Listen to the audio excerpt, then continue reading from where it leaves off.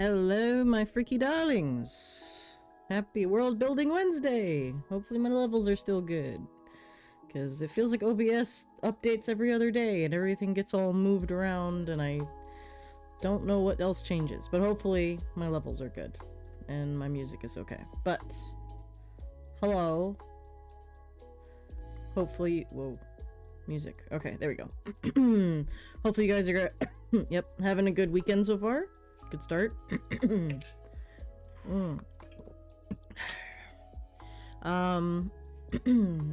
For those of you that have been hanging out on the chats recently or seen me talk about it, the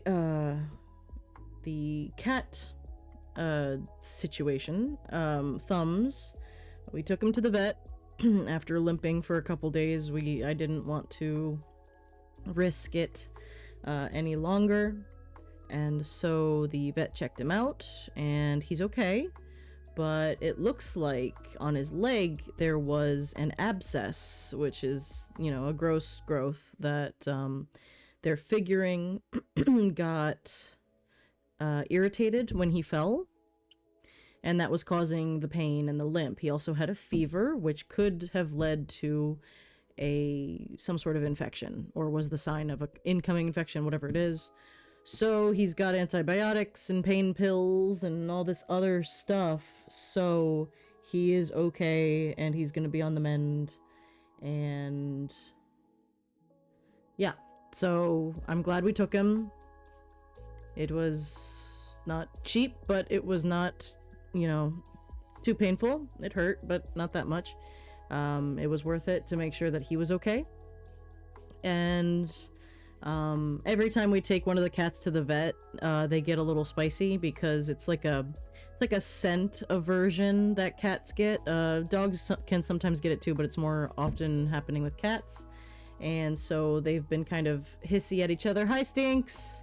They've been hissy at each other for the last couple days. But I just let Thumbs out to wander the house, and they're at least existing in the same room without fighting. So, cat situation, everything's okay. We got antibiotics and some pain pills for Thumbs, and he's on the mend, and we're relieved. Yeah. Next is he's going on a diet once he heals up a bit, but for now he's better, and we're relieved. And if that would have been an infection, it could have gotten a lot worse, and, you know, to the point of, you know, losing your leg or blood infections or any other number of terrible things that can happen if you get infected. So I'm glad we took him. It, you know, like I said, it wasn't cheap, but it was worth it to make sure he's okay. So that's where we're at today, and that makes me happy. To see that they're on the mend and they're not fighting as much anymore. They still don't like the window. They immediately get hissy with each other when they even get close to that window, so we're just keeping them away from that area of the house pretty much. But yeah, lots of treats, lots of love, and it looks like we're slowly but surely, knock on wood, returning to normal in the household. So I'm happy to have that. It's wizard time, motherfucker! Fireball! One of these days, I'm gonna figure out how this shit works, and I'm gonna make fire appear whenever that happens. So yeah, good news all around. Everything's okay. Kitties are okay, and hopefully we'll be back to normal sometime this week. So, yeah, so that's the update in the cat situation and real life stuff. So yeah, today I wanted to start out, and I'm sure it'll go in various directions as we go, but I wanted to start out in, excuse me, not doing that. Why am I yawning? I'll need more coffee at some point. I wanted to talk about werewolves and vampires in Galdor, because we were just starting to get to that subject last stream, talking about eclipses and moons and all that kind of fun stuff. So I want to continue that conversation, and I'm like in the headspace anyway. Hey husband, how are you? Welcome in. And right, so I wanted to talk more about how lycanthropy, I know there's a better way of saying it, a better word for it, but I'm just gonna stick to lycanthropy because that's what I've been calling it for ever. So, found the anthem for my werewolf character. Oh, go on then. Yeah, and also I'm in the headspace anyway because, I just made a werewolf character. Wildflowers. I think I know that song, but I will look it up at some point for her. But yeah, I made a werewolf character. Yeah, a country song. It sounds familiar. Is it an old country song? I don't know. Either way, there's a couple country songs that I'm gonna add to our playlist eventually. But yeah, I'm really excited about playing a werewolf character. I love werewolves. They're better than vampires in almost every way. So, and it's like, my 13-year-old self would smack me in the face for saying that, but like, I am a matured adult now, and I realize that werewolves are better in every single way. Pretty much. They're sexier, they're stronger, and they're just cooler as a creature. So, werewolves are better. And I've always wanted to play a werewolf character, and I kind of channeled it a little bit with my goblin barbarian Rad. She had a what was that? It was like the ancestor spiritual. Van Helsing is best werewolf, yes indeed. But the Rad was the barbarian that was like animalistic. I forget what it's called, but she basically kind of half transformed. Primal Path, thank you. She would like kind of halfway transform, but now I'm playing a character that actually doesn't have full control of her transformation and all this other stuff, so I'm very excited for that.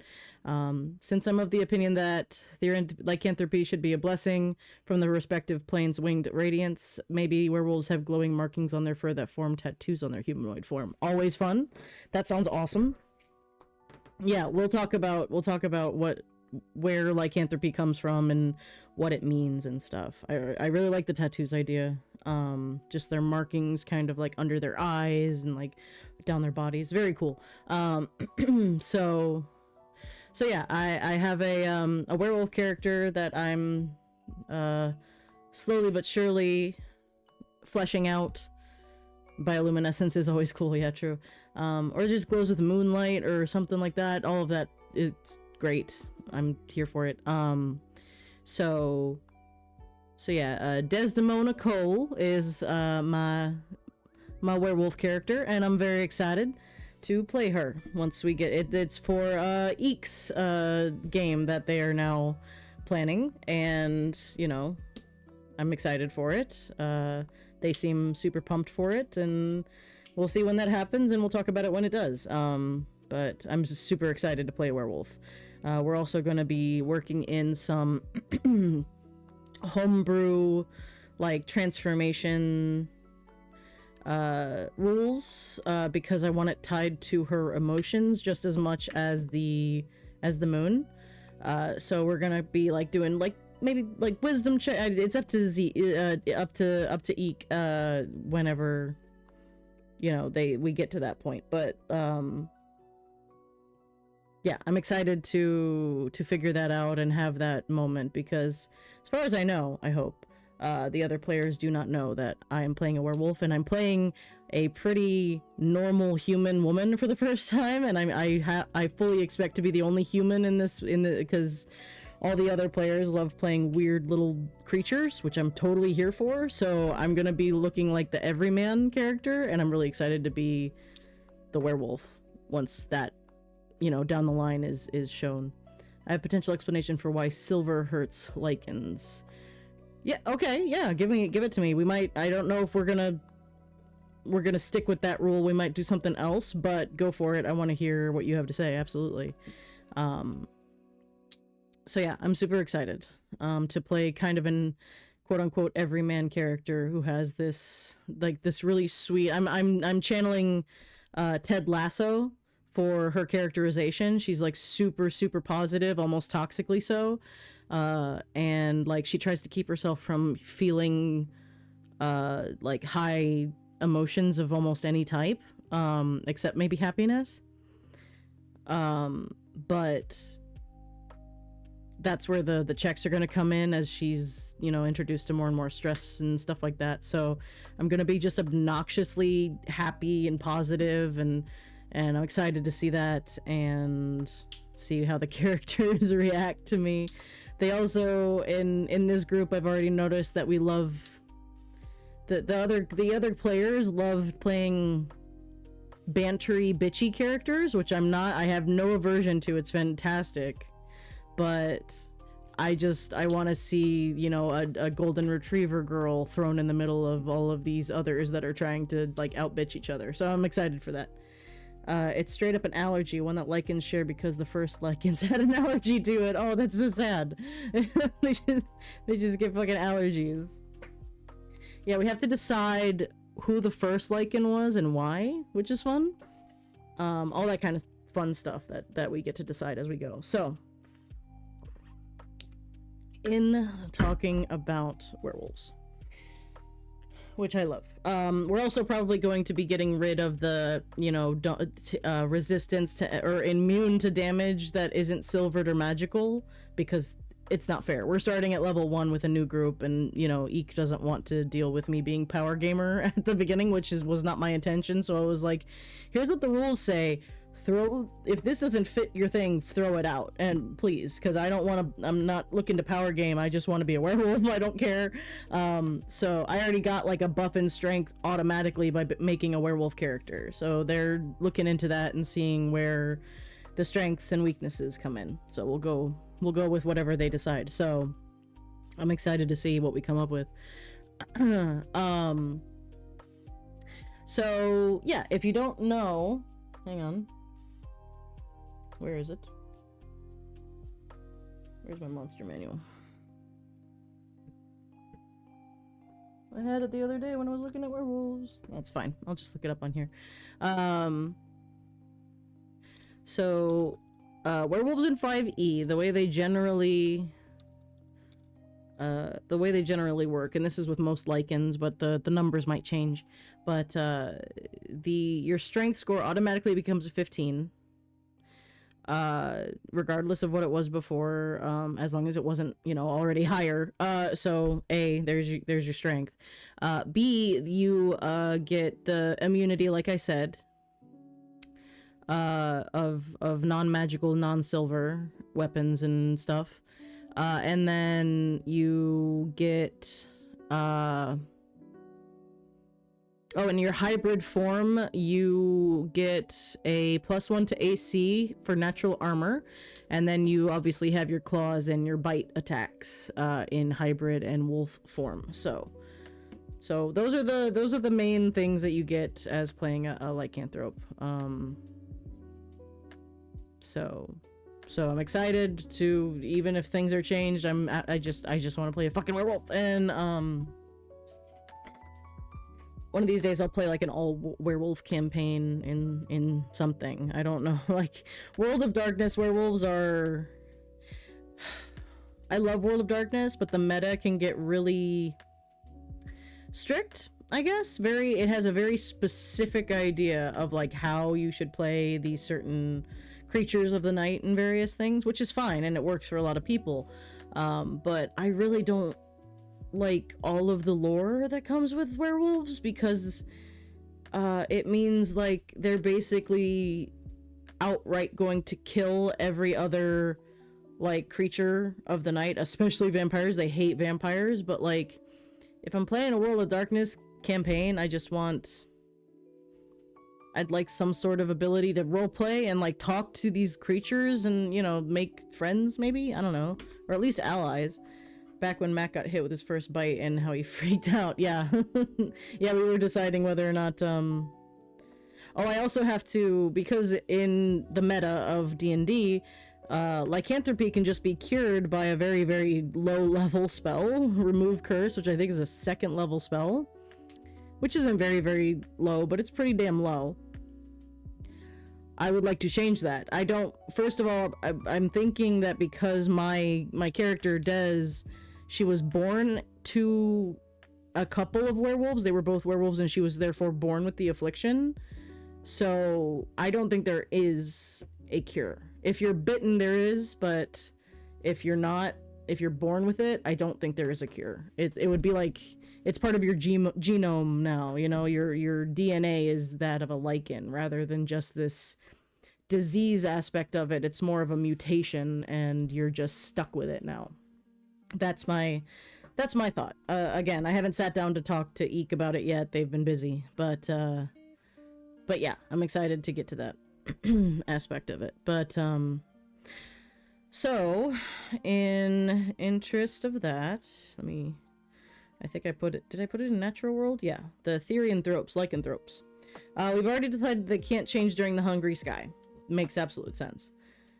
Remove Curse needs to be reworked as a whole to only affect minor curses like those of misfortune. Yeah, true. Like, it's... I really do think that they at least... I don't know if they necessarily... Like, I don't have any characters that have Remove Curse. That's a paladin thing, generally.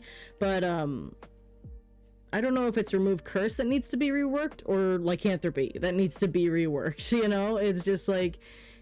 Yeah, the werewolves as a monster, they're only like CR 2 in the monster manual as the base werewolves. I know they've added other types since, or have they? No, they haven't expanded upon werewolves at all, really. And they fucking need to. Maybe Van Richten did. I can't remember. But yeah, they have Loup-Garou, and which are different than werewolves. I don't know. Hang on, where is it? Where's my Van Richtens? Hang on. Let me double check here. Check myself before I wreck myself. Loup-Garou 237.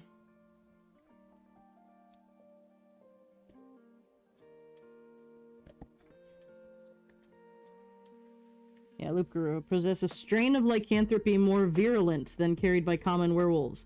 Aside from being deadlier than their werewolf cousins, Loup-Garou aggressively spread the plague of lycanthropy. Only through the death of Loup-Garou might those afflicted by it escape their curse. So they made it harder to get rid of with a Loup-Garou. They have a fucking CR 13. There's gotta be some shit in between 2 and 13 for werewolves. Like... And there's been a lot of homebrew that I've used that are, like, level CRs in between that. But, like, god damn! It's just like, yes, we have A, like, I know there's, like, werebears and were-tigers, and those are supposed to be the CRs that go... But, like, werewolves are the OG, and therefore I need more of that. Like, you know? So, I like what they did, and they tried to make Loup-Garou something a little bit more based on... like the rabies disease, which is where, you know, lycanthropy and the mythology around it kind of come from. So I'm here for that. It's just I feel like there should be like 3 or 4, like Drow for instance have like 6 different stats just in the base monster manual. Mostly player character level plus lycan modifiers. Mostly wait, what? What's mostly player character level?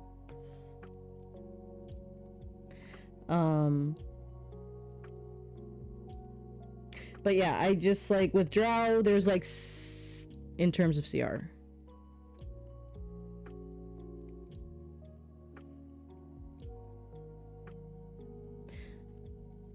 I don't know what you mean, but okay, I agree, I guess. Yeah, I'm not sure what you're talking about specifically. I might have moved on from what we were talking about and forgotten.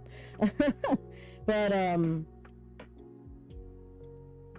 yeah, so I think they need like 3 or 4 more types of werewolves personally, just to nod to the various types of werewolves. The Loup-Garou is a start, but I want like 100 others. I love werewolves so much. Even vampires have like you know, spawn and whites and shit like that. So, like, something like that, I feel like needs to be a thing. So,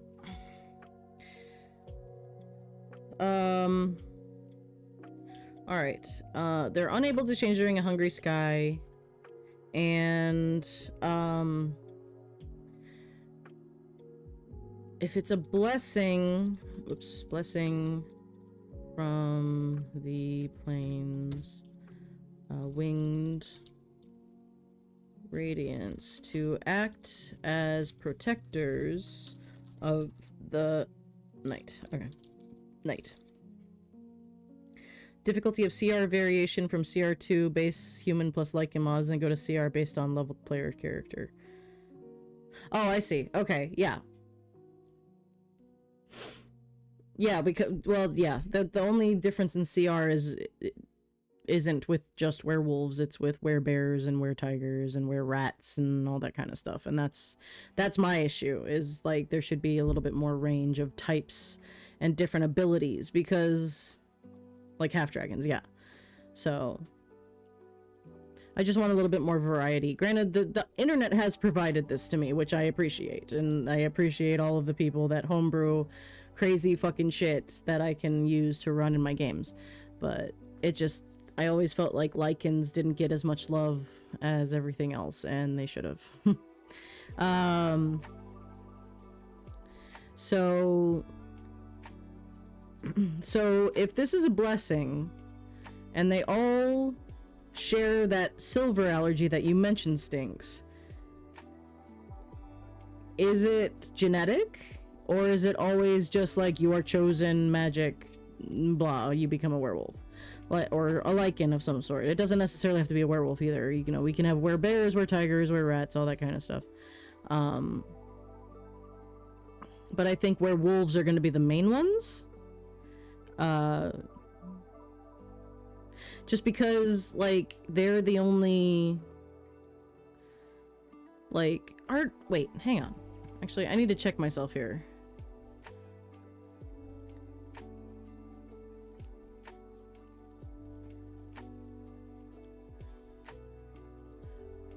I don't know if wolves are meant to be diurnal or nocturnal. I actually have never... They're crepuscular. Active during night or day to hunt and move around, but they commonly show crepuscular behavior. Describes animals that display peak activity at twilight, dawn, and dusk. How fucking cool is that? So these crepuscular animals are more active at sunrise and sunset than any other time. Wolves have a tapetum lucidum, a reflected layer in their eyes, which allows them to see well in low light conditions. This reflective layer enhances the light that enters the wolf's eyes, ensuring better visibility at dusk and dawn. How fucking cool is that? So, yeah, again, they're this kind of balance as an animal.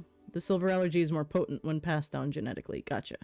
Alright, so we could have families of werewolves. Like, that's fucking cool. Hi, Arcane, how are you? We're talking about werewolves, and I'm super excited because I love werewolves. Okay, so, can be passed genetically. We get to make fucking werewolf families. I'm excited.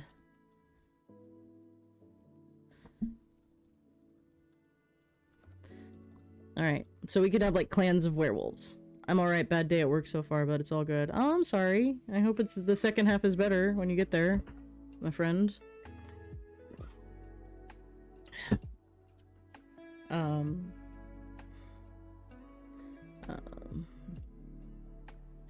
To silver. I don't know. I think it is just going to be an allergy. Like, maybe if you get, like, hit with allergy, like, or with silver, your allergic reaction, maybe you'll be considered poisoned or something like that, rather than just negating damage that isn't silver or magic in nature. I think, excuse me, I think silver bullets just do more. Not bullets, silver weapons, not silver bullets, sorry. It auto-corrected in my brain because we're talking about werewolves. Allergy to silver just adds additional damage rather than something like from Underworld. Yeah, I need to rewatch Underworld. It's so good. Biting can carry the blessing, but only if the person you're biting is deemed a worthy host for the magic. Cool, I like that. And it's frowned upon to bite those who don't actively seek out lycanthropy. I love the social aspect of that. Maybe they can't heal. Yeah, that's true too. Yeah, so like a werewolf will walk around and they'll be badass and they heal everything, but like any scars that they have were made either with silver or with like wolf's bane or something like that. So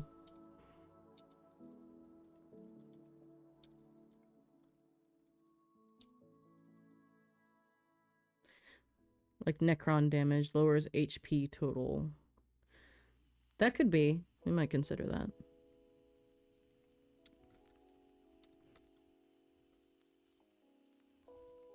Scarring where most other damage heals over completely. There we go. Okay, necro damage. Okay, yeah, you've been reading that book, guys. I read Necron and I was just like, okay.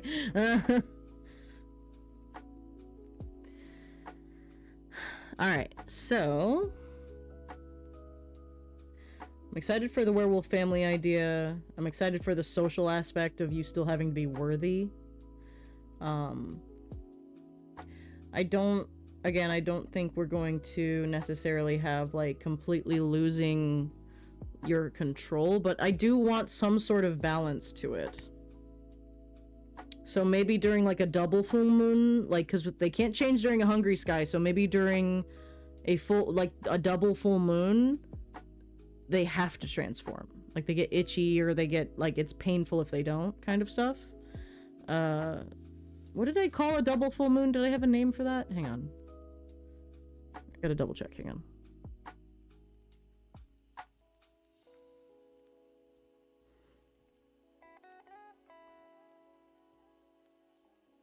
Two full moons is known as Melora's full moon. Oh, like Melora is full moon. Okay, yeah. Alright, cool. So it's still a full moon.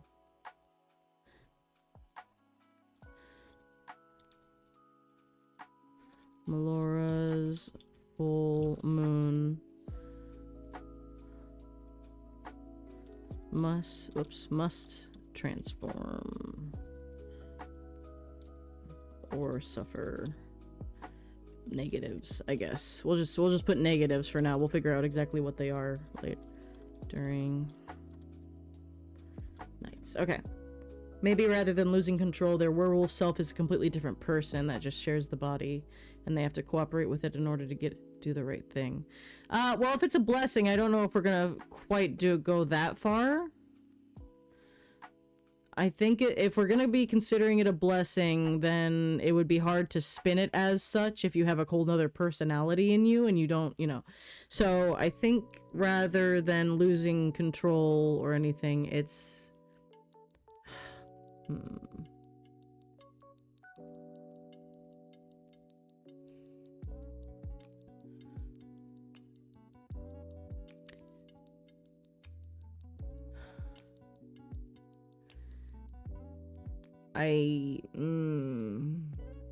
Less losing control, more heightened emotions. Yeah, easier to lose control, perhaps. Something like you become super observant, you get heightened senses and heightened emotions. Like everything in you is like, turned up to 11 kind of stuff. That could be cool.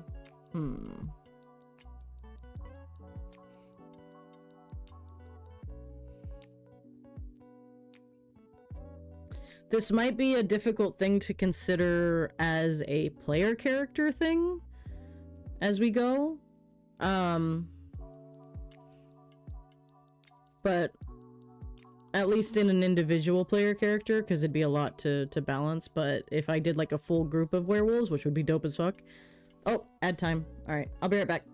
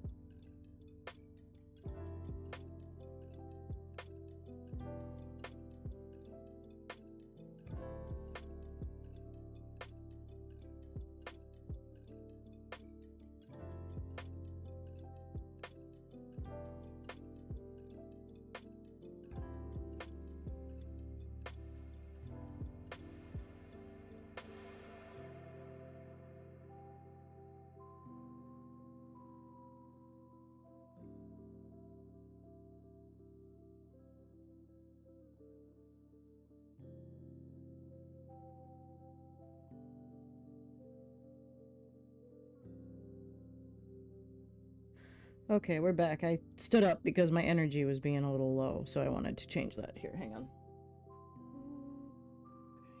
Is that better? Why am I way over there? No. There we go. Okay, there we go. Okay, we're good. Professional. Man, there we go. It didn't like you using the word motherfucker. What the fuck? Maybe in this heightened state, their markings and eyes emit moonlight with the radiance of a lantern rather than the mere soft glow as a visual signifier that this motherfucker is in overdrive. Yeah, like the Avatar state in Last Airbender. You could do something like that. If they're... Okay. I like... Okay. Alright, blessings, protector of the night, and the natural world. Transformation acts much like the Avatar state, where emotions run high, markings and eyes glow, and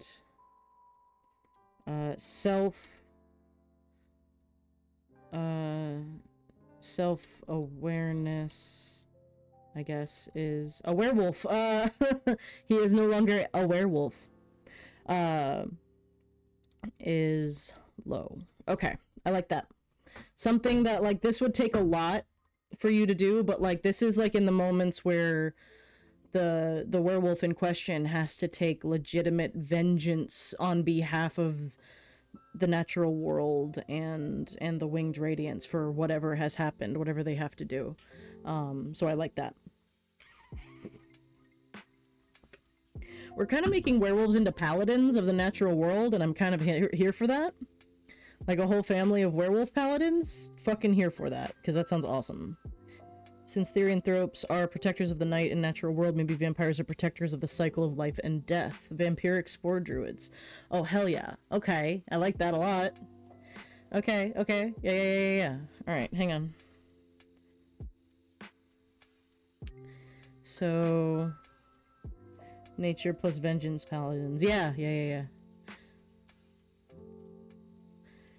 Vampires. Okay.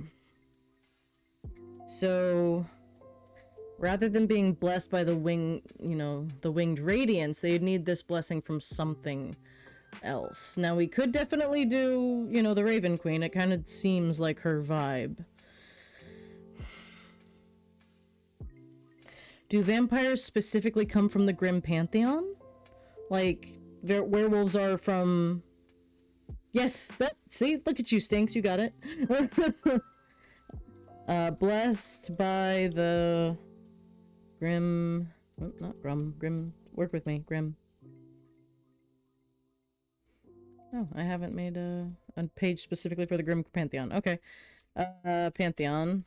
We will fix that at some point. Blessed by the Grim Pantheon to protect the natural cycles without bias. So vampires might still be looked at as quote-unquote evil, but they're like in the movie Van Helsing, like, you know, people thought Van Helsing was an evil bastard because he murdered all these monsters and stuff, but he worked on behalf of the Vatican. So something like that, where they hide what they are because, you know, they're shadow work incarnate, like depending on what member, like how they channel these powers, it might look different or be different, but it always ends in some sort of... Where does the infamous werewolves? They don't. for an easy answer, they do not. I don't think we're gonna be doing any mixed batches, shall we say. As cool as they are, and as dope as Underworld is, I don't think we're gonna do that. God, that movie. It was like that movie and Queen of the Damned. Their work is grim but necessary, exactly. We could call them like Grim Knights or Grim something grim. You know, that we could... Stinks, you're good at naming something, figure out a name. What would a vampire need to represent as a neutral aspect if they have to feed on life or blood? The siblings Grim. No. What would a vampire need to represent as a neutral after they have to feed on life or blood? So they're part of the... If they're blessed by the Grim Pantheon, I think it's less... Okay. So I'm channeling a little bit of Witcher. What did they steal via bite? Yeah, that's what I'm saying. I'm going a little Witcher with it. You know how in the show, I haven't read the book, so I can't... I'm sure I need to. I have the first one. I need to read it. But you know how when they're like practicing magic, is this like Marceline drinking red? That could be, but I think it's less necessarily life, or maybe it is life, but it requires balance for them to do what they do. So we could do a little bit of that. We could also we could channel a little bit of Witcher, and the way the sorceresses have to like have a trade-off in their magic, like the dying flower, or like, and like a little bit of Dragon Prince too, where they have to kill something in order to, you know, cast certain spells to get the power, life force, that kind of thing. So they could definitely still do blood, and, you know, maybe that's the way it's like generally taught at first, and then like the essence thing is like, you know, higher level, but their powers require some sort of balancing act. Maybe they less feed on blood and life force and more feed or further entropy. Yeah, that's true. Because I'm seeing like a vampire, if they're there to protect, they you know, hunt other undead creatures that don't have the control or the powers that they do, or what have you. And then they also... what... I see them as being kind of, you know, we're channeling a lot of vampire lore and media. So, you know, Blade has his, you know, daywalker shit. So he hunts the monsters that he, you know, whatever. And so I'm thinking like they are also monster hunters, basically. Not necessarily monster as in the big scary creature thing, but monsters as in people. Is that why everything's so peaceful? Oh, they have like a oh, Jesus, that's cool. There's like a vampire fucking hit squad in Galdor that keeps tabs. Oh, Vampire Spy Network sounds so fucking cool. Oh, god damn it. I'm making Galdor darker very quickly. Oh, god. Just got off Cobra Curses at Busch Gardens. Oh, shit.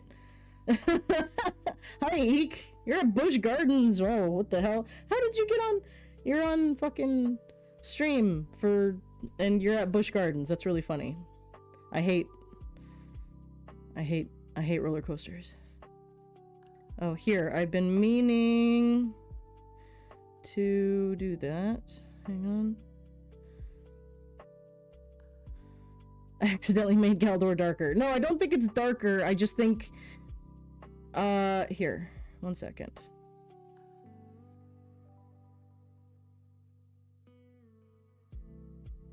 Oops. Yes. Go out of here. Get out of here.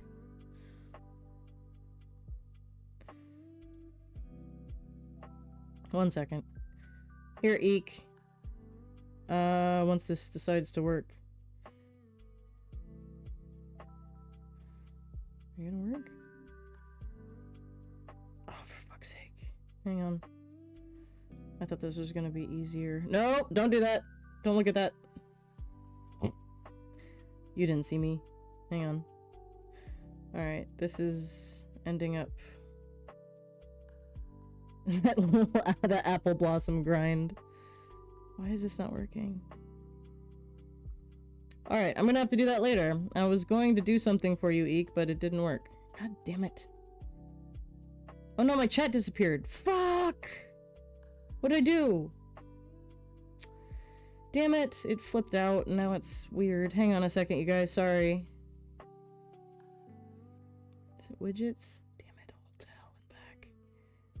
I can't see chat right now, so give me 2 seconds. I'm so sorry. I'm upset. I think I can see it in this window. Can I? Nope, no I can't. God damn it. Son of a bitch. Hang on, I'm so sorry. Stream. Video. Advanced. Oh, I forgot how to do it. Hang on, hang on, hang on. Is it like... preview scaling, window projector, add... No!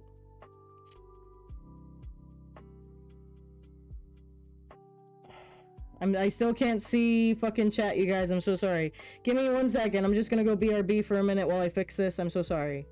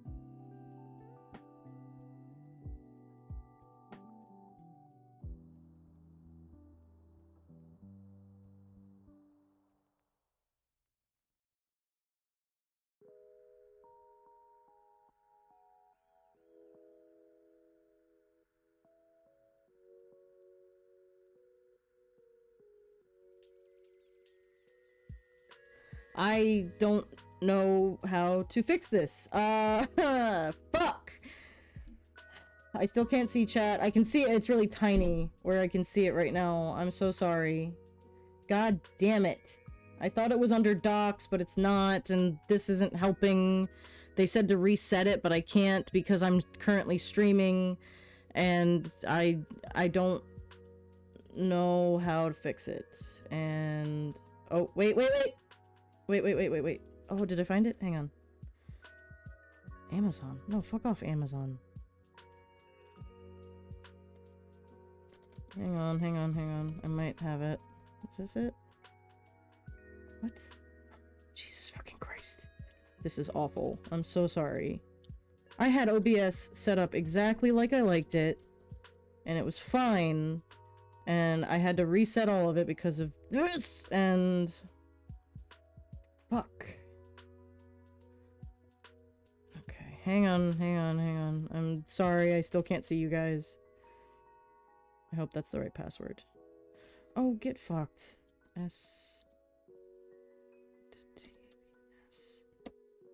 Are you human? I don't know anymore, because I can't pass the human test. Fucking captchas. I hate my life.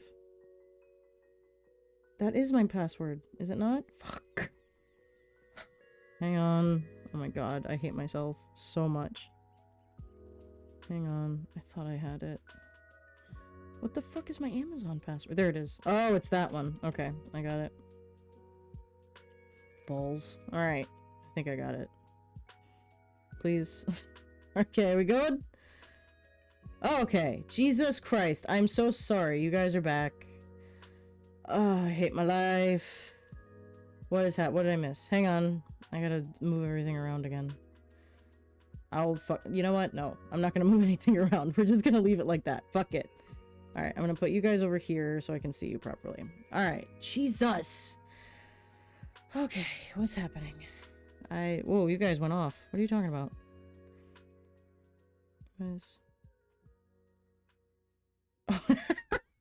Wait! What? Stop! No! Why'd you guys get off? Oh, no.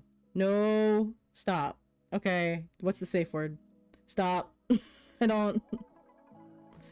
Stop it. God damn it. Don't compliment me, please. I'll crawl into a sewer grate. I don't know how to do it. I was trying to do the thing that we talked about this morning, babe. I couldn't make it work. I don't know why. My shit isn't set up for it. So I will have to do that later. Oh my god, I fucked that all up. I'm so sorry. Stop. Okay. Fucking teacup. Safe word, teacup. Stop. I don't want this.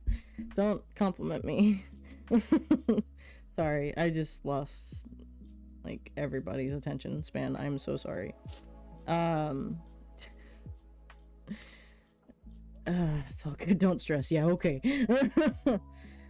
I gotta figure out, maybe there's a better way that I can set this up. I don't know. I know this camera angle is not the best, and I don't know what else to do with it, frankly. With everything. So maybe one day I'll get something better. Sorry. Anyway. Right. So you guys, stop it. Did I see your last message? There's a lot. Hang on. Oh, good title for vampires, The Fanged Circle. Oh, that is good. I like that. Okay, The Fanged Circle. That's another faction we have to figure out. Sorry, I'm all over the place because of that, and okay. Sorry. That is a good name. We will do that. I will keep that. Alright. The fuck were we talking about? Alright. I was trying to do something nice, and then it didn't work. Babe, is that something you can do from your end? I don't know if you can. The thing we talked about this morning. Or not, because Eek is about to go. Okay. Cheetah hunt. Oh god. Keep your head back against the seat rest. Alright, bye. Have fun! Wave at some tigers for me. Because they're my favorite. Aside from hyenas. Do they have hyenas at Busch Gardens? Go say hi to the hyenas if they do. I love hyenas. God. It probably would have been easier just for me to ask you to do that, babe, rather than fucking trying to do it myself. By the way, I found out that, yeah, it actually comes, it does not come out of the cash that I've made through Twitch. It actually comes from the credit card, which is what I was trying to make work, but then everything flipped out and OBS hated me, so I couldn't make it work. So maybe next stream, or when if Eek shows up later, we'll do it then. Alright. Anyway, so... Alright, so... So... I like the idea of having this undertone of darkness to Galdor. Because it could, like I said, it could... Oh, excuse me. Having a vampire fucking... Secret Service, basically. Secret Service? No. CIA? No. FBI? One of those. I don't know. They're there to find people that are doing bad and do bad things to them so they stop doing bad things. There you go. So, and the larger populace does not know about them. Love that.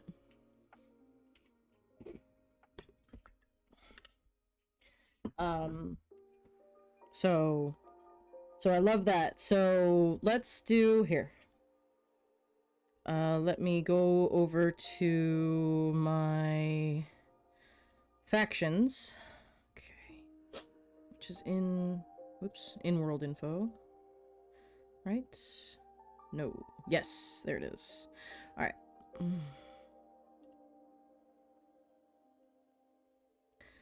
The Fanged Circle. Very cool. Already here for this. There's a bit of a wait, so I'm back. Welcome back. Yeah, I figured there would be. It's pretty popular. Are you just there with your fam, or you're with friends, or is this like a field trip type of thing? Was there something you needed to show me? No, we were gonna do something for you, and then it didn't work. Maybe Stefan can do it from his end, because I can't. But it was just gonna be a thing. Fam and a friend. Okay, cool. Cool. Are you off school? Rather than a metaphorical beast vampires need to defeat, becoming a vampire literally splits your soul in two, with the other half being animated into a literal beast, a familiar brought to life with a bit of grim energy. Deciding a name for your familiar is... Ooh, that's cool. Oh, I love that. Little dark versions of various animals. I love that.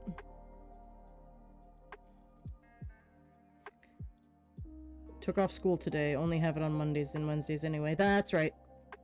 You forgot your Twitch password. Oh man, we're batting 1,000. Alright, this is going well. Oh. Alright.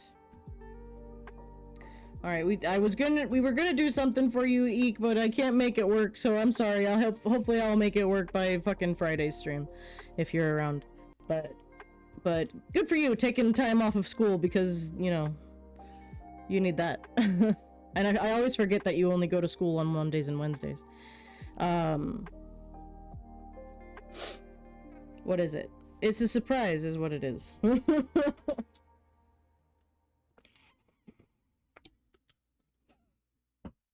Can I know? It's a surprise.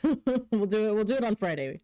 I'll fuck with the settings and everything tomorrow, or after stream today. I'm not sure, but or maybe if I take a long break, maybe I'll make it work. Either way, it's fine. Since you're busy, it's not a big deal. We can do it on Friday, since you're out and about and doing cool stuff. So, so we'll worry about it Friday. It'll be easier for you, so you don't have to, you know, worry too much in case you don't, if you can't make it into chat or whatever, you know. Okay. Anyway, all right. Okay. So, Stinks, that's a great idea. I love that idea. Having every vampire have a familiar is so good. I'm literally holding the phone up to my ear. Yeah, don't worry about it. Werewolves also get a bonded familiar, but it's part of a blessing born of moonlight rather than literally a part of you and born from darkness. Ooh, that's cool too. Goddamn. Alright, you're so good at this. Alright. Okay. So the lichens need a collective as well, a faction for them. If we have the fanged circle, then the lichens need something similar, I think. If they're there to protect the natural world and the like. Let's see, moon. The lunar. I don't want to do the lunar offensive. That sounds like something from space. Space Force. Boarding now. I'll be back later. Okay, have fun. I can't believe that they're checking out the... Yeah, I wish you fun. I wish you fun, my friend. The moon's... Ooh, moon's claws is good. How about the moon's radiance to... Well, that's kind of... Yeah, that doesn't sound like a collective, doesn't it? Does it? The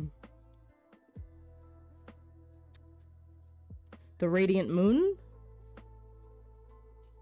Kind of radiant claws. Yeah, the radiant claws sounds better. Yeah. Nope, radiant, not radiance. Radiant claws. Collective of lichens that help protect the natural world and its people. Okay. So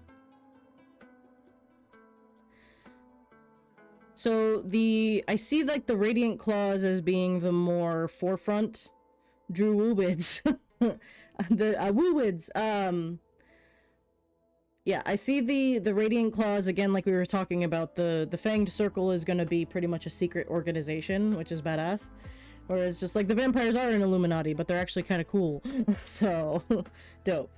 Oh, ad. I will be right back. Oop, not.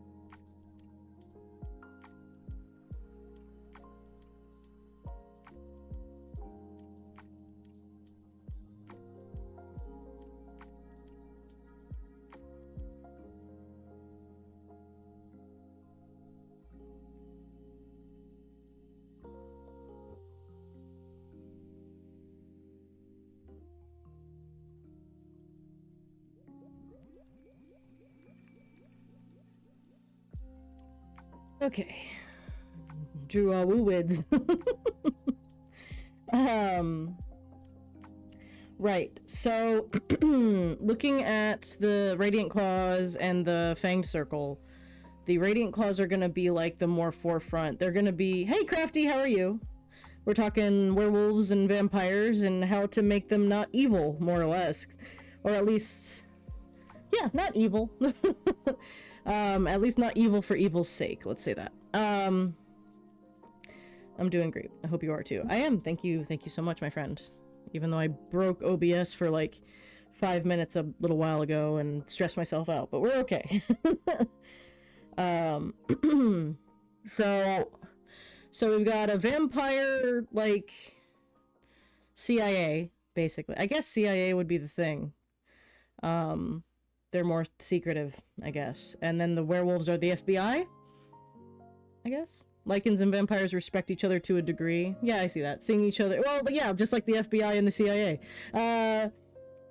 It's distorting a bit. Sounds like you're ready to sing at a basement punk show. It's exactly what I wanted. No, not really. Sorry, I can't fix anything right now. Like I said, I just broke OBS like 5 minutes ago and finally got it fixed, so I'm not gonna mess with it. I know it's a little muffled, if that's what you mean.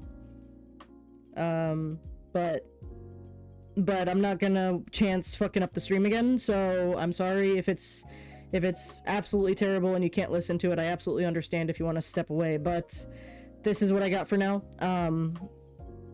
I also might be too close, I'm not sure.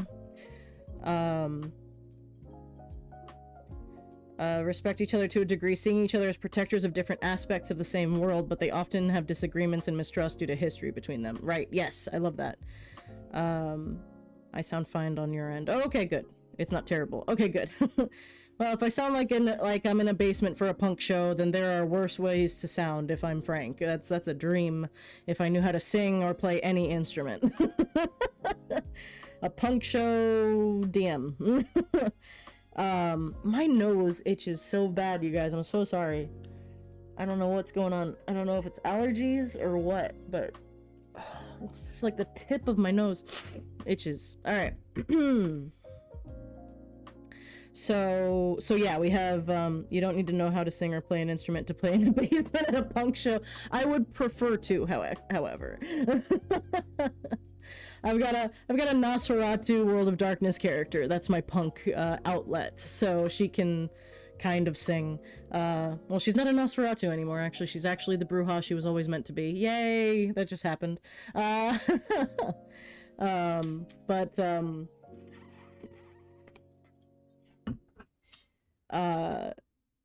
Right, so we have Vampire CIA, Werewolf FBI, more or less, in vibes, but general vibes. I don't really understand the ins and outs of either of those collectives. I just know the CIA is the one that does...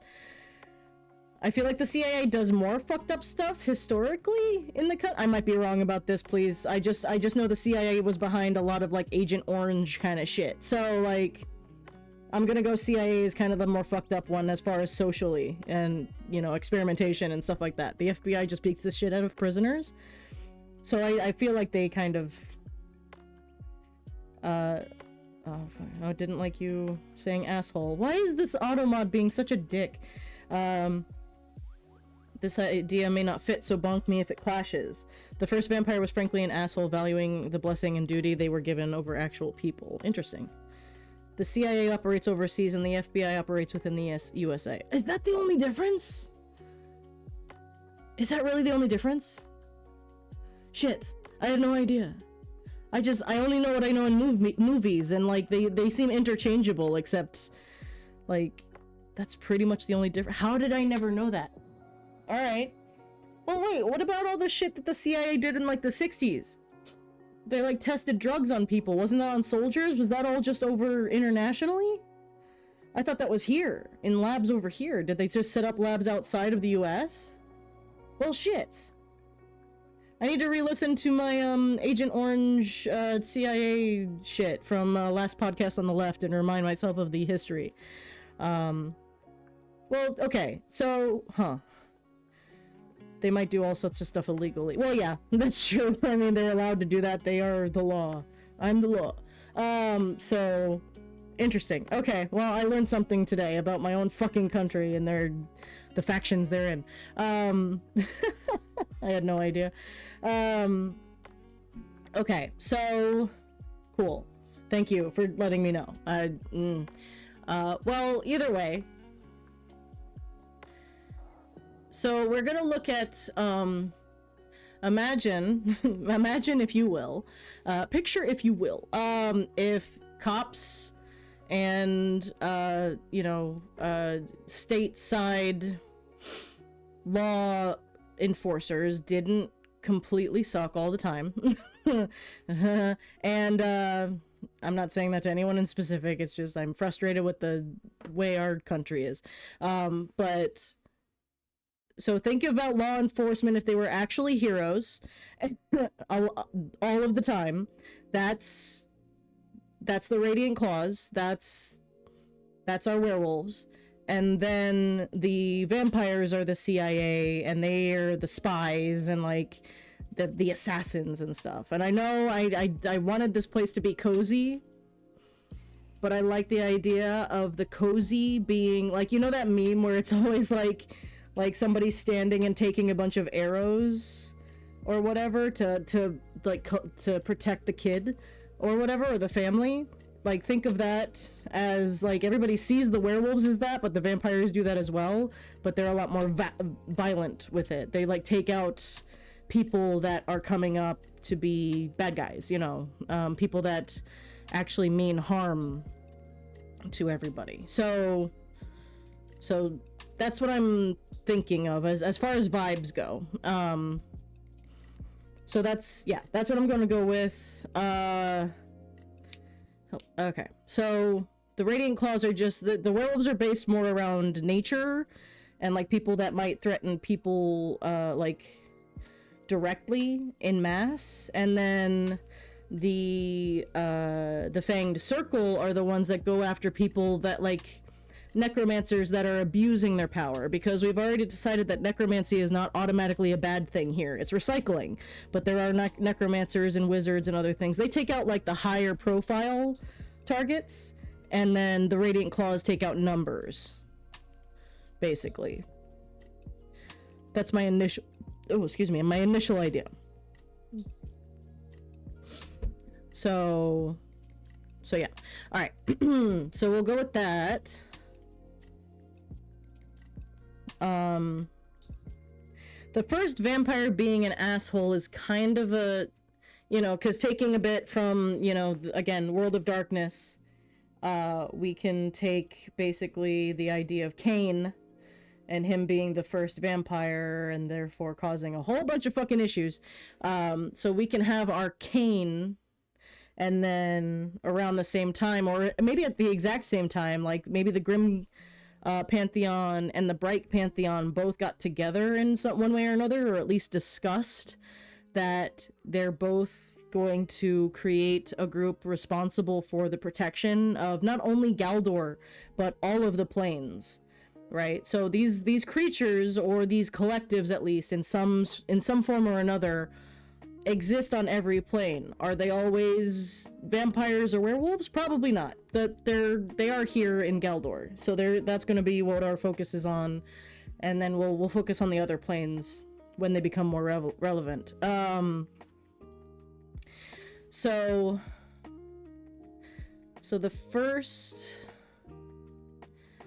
oh goodness, this is a fun thinking exercise of like what the first of these creatures would look like what was the situation in which happened that both of these collectives basically agreed that something needed to be done.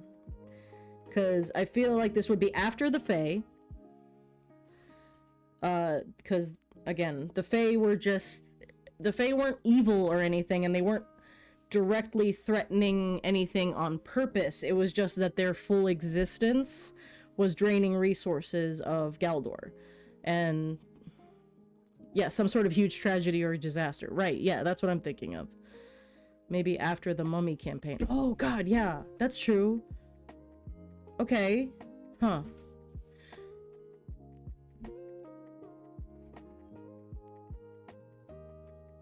That's really interesting. Okay, so...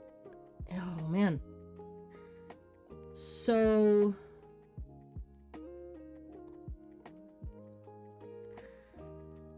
Do we want to tie this directly to the Mummy campaign? Like, do we want one of our characters to be the first vampire slash werewolf?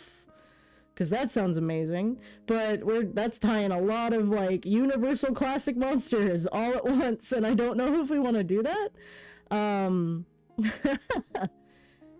I know we had were-ravens, right. So I guess were-ravens were the first wares if we're gonna do it after the Mummy campaign. Okay, alright. Okay. I like this. I like the idea. It's just a matter of, like, making the puzzle pieces fit and make sense. So... Okay, so maybe, like, as the epilogue for the Mummy, okay? And we can decide what character takes on these... Or maybe none of them. You know, it could be an NPC or it could be somebody down the line. But after the events of the Mummy campaign, once we get there and play it, it'll be super cool and fun. But, so basically some shit happens where a lot of people all at once were threatened, okay? This is probably at no time in the history has happened on Galdor. So the gods of both pantheons were like, okay, you're not fucking with the skies again. So this is the bright pantheon, and they're going, if anybody fucks with our skies again, we're gonna fucking lose it. And the Raven Queen's like, I did what I had to do, kind of stuff. So they're like, okay, we need somebody to make sure that never has to happen again, you know? Kind of like, I just rewatched Moon Knight, so I'm thinking of Khonshu and, like, them turning back the sky, and, like, then Khonshu gets trapped in the stone thingy. So they get mad at Raven Queen, basically tell her to fuck off back down to her grim pantheon and don't come back, and she just goes, you're fucking welcome, you know, whatever. It was my responsibility, I took care of it, I don't know what the hell your problem is, so, you know, whatever. And then, so they're like, okay, we need to make sure that I have mine Moon Knight for all sorts of RPG content. It's so good. It's so good. I love it so much. Oscar Isaac is so good. He's so... Like, at first, I was just like, I'm gonna watch this because Oscar Isaac is super hot. And now it's like, Oscar Isaac is one of the most talented actors I'm pretty sure I have ever fucking seen in my life. Him going back and forth between Mark and Steven is just incredible. It's absolutely incredible. Getting a lot of Moon Knight vibes from this iteration of werewolves anyway. Yes, so I'm here for that. So, oh god, oh no. I'm gonna make character, oh no. Oh god, okay. So, the Bright Pantheon decides to create something that will protect the world from less subtle, let's say, less subtle threats, you know, the things that come out and go, I'm gonna hurt these people if you don't blah blah blah, and they go, send in the werewolves. This is perfect because I just started work on a vigilante class. Oh, there you go, perfect. A vigilante class. Is this like a fighter class, a rogue class? Either one of those could work. I like that. I love having a specifically vigilante class. That sounds badass.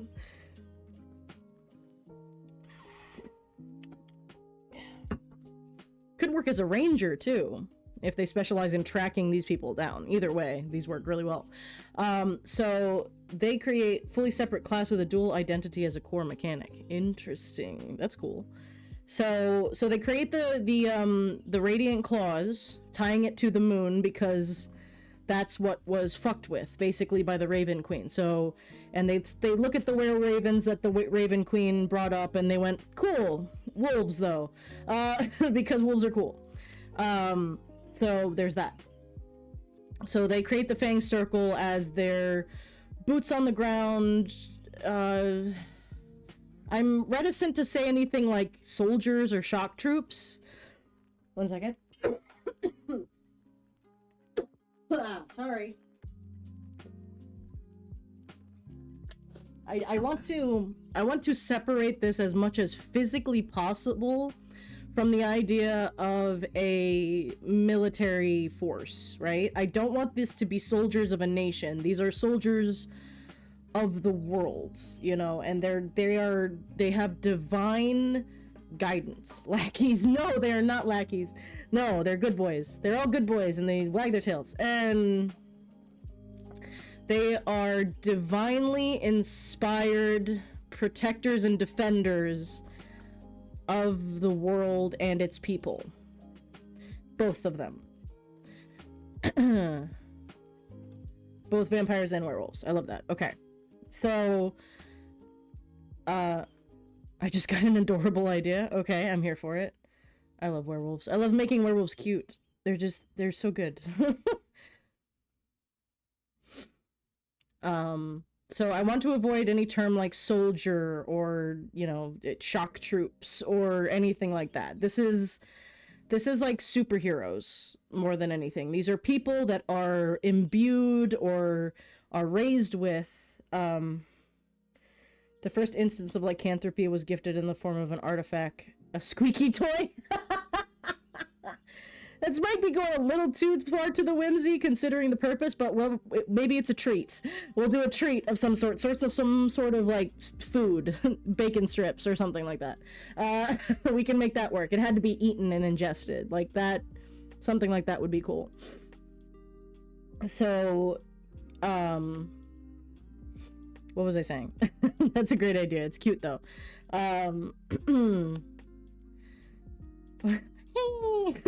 Fluttershy squeak. There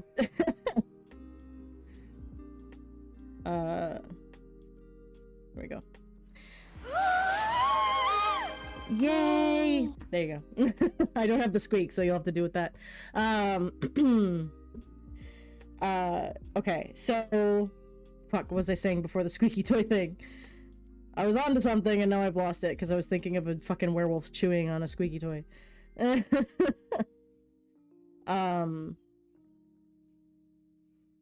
Right, so that they're more like superheroes. They are individuals that are imbued or raised with these powers that decide to do good with them. Okay? They're not soldiers.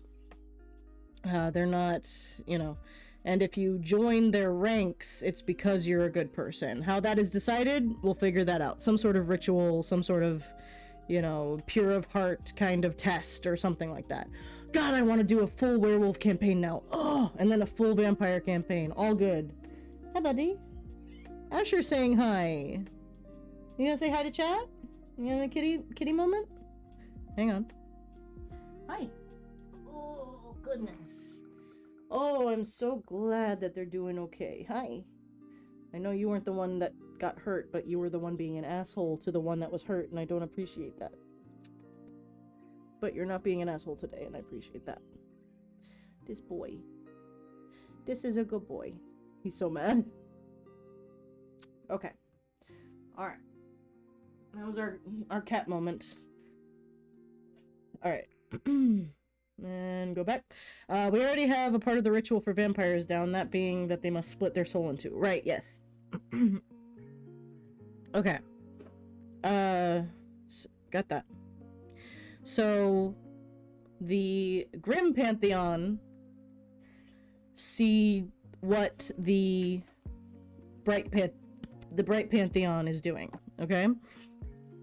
And they all kind of look at the Raven Queen, and they're like, we liked that whole were-raven idea, but what happens about, what about, like, what if more of these people show up? This guy was asleep for so long, and because we weren't paying attention, and we weren't investigating, this happened, and we can't allow it to happen again.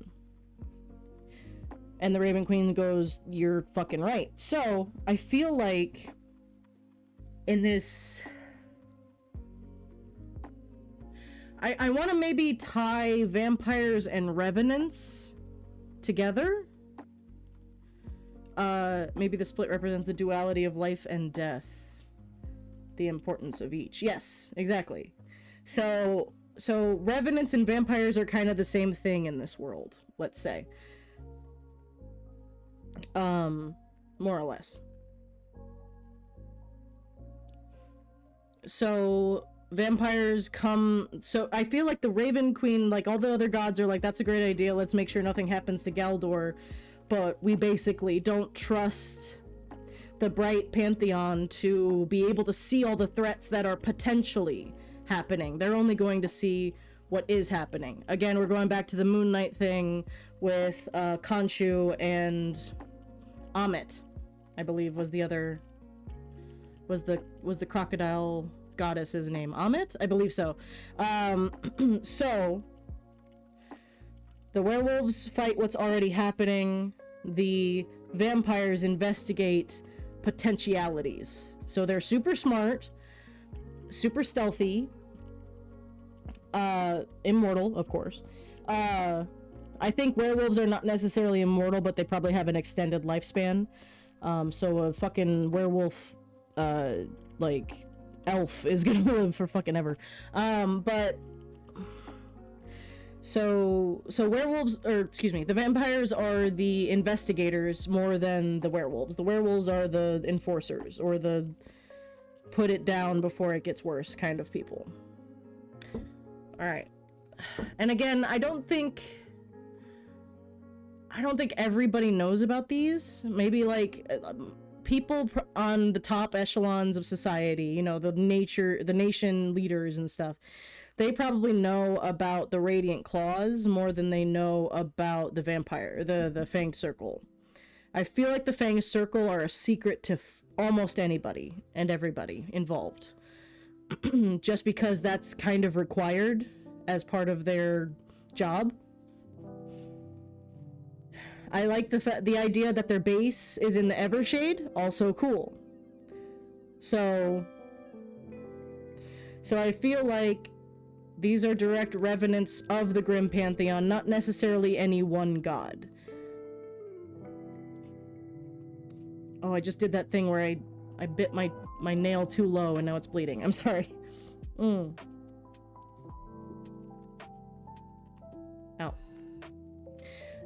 Interesting thought. Regeneration of vamps and wares are like in Moon Knight, tied to a suit of armor or wrapping per an oath.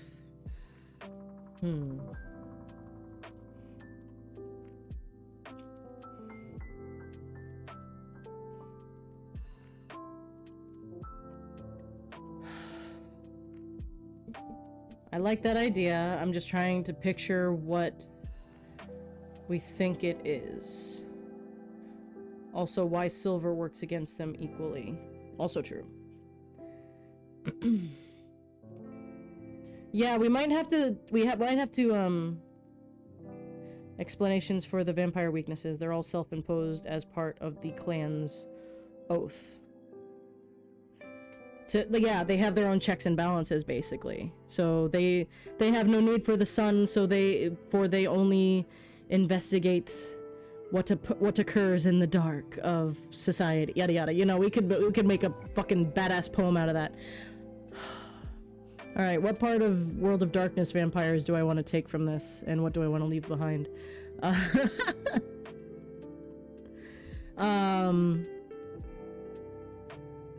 don't think. Well, okay. We brought up clans, and so I'm thinking of Vampire the Masquerade vampire clans. So I don't think it's gonna be quite like clans, like there's a collective. Gangrel, obviously. Well, that's too close to werewolves, though. I don't think they're gonna have the animalistic qualities like Gangrel have. I don't think it's necessary. I think they're more like Nosferatu with the obfuscation. And then lots of Nosferatu. Not necessarily the ugly, I mean they can be. But I think it's less about collectives, or like there's like bloodlines. Nosferatu baddie people. My favorite clan. But so I think there's a little bit of everything in there. Of every clan, and I think it depends on how you were in life, how you react to your vampirism. So This is just a way to make it really easy for me to make NPCs for this collective, where it's just like, I want to play, you know, a vampire that kind of went a little crazy. Hey, Malkavians! Here's an idea. Anyway, werebats. Well, we already had... Well, werebats are... Maybe they're just involved with the vampires in some way, but let's take it back, because we got to figure out the big things before we figure out the little things.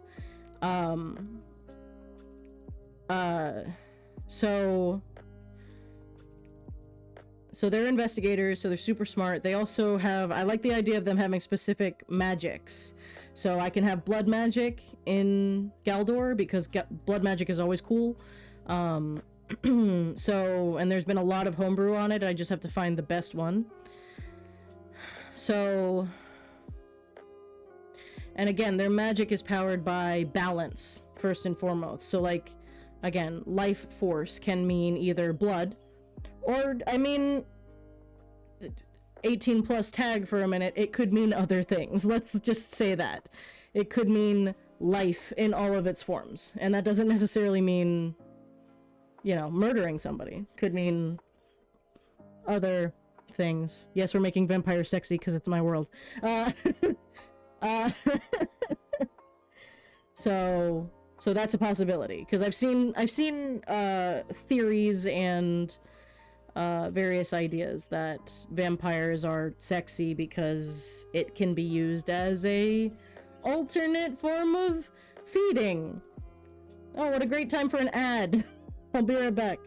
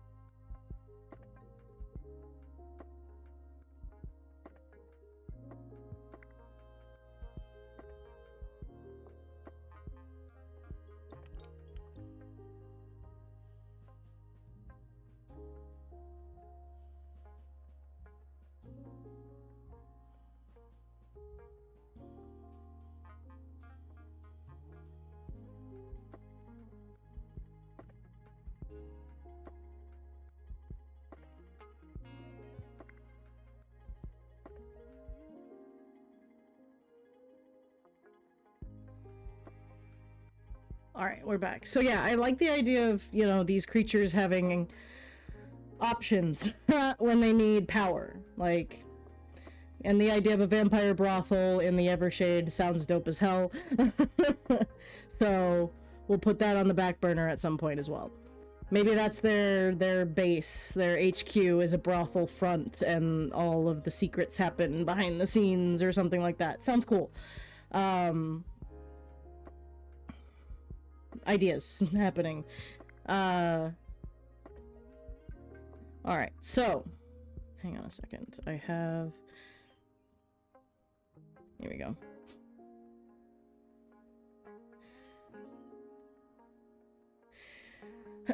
So, God, my nose itches so bad. I don't know why. Ugh. I don't know if it's like cat dander or what. That's just driving me crazy. It's getting warm now too. I apologize for the crazy outfits that you guys are gonna see me in as the year goes on and it gets hotter and hotter, and I try desperately to avoid using the air conditioning because it's super expensive. So we'll see how that works out. To tie the familiar thing to the brothel, maybe it's a combination animal cafe and brothel with the vampire familiars acting like normal animals and help sell the front. That's amazing. An animal cafe and brothel. God, I want that to exist. That sounds so good. Alright, so HQ. Evershade. Front of animal cafe and brothel. Facade to facilitate the familiars and the feeding habits of vamps. Okay, that's really funny. I love that.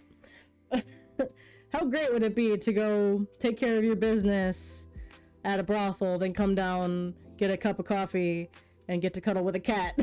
Like, that sounds like the perfect day to me, if you ask me.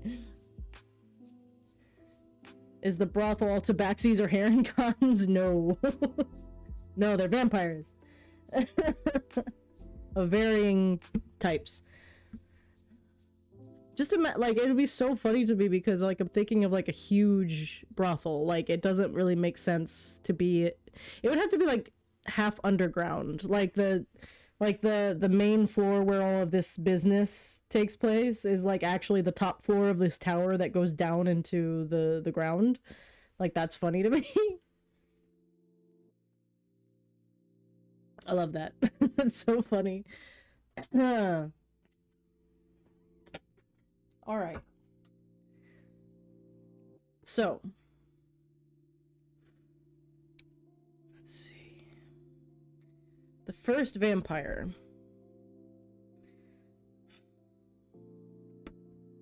Again, we were talking about the mummy campaign kind of like tying into this, but I don't necessarily think we have to do that. Maybe if it comes up it makes sense, we can make it work, but for now, hang on.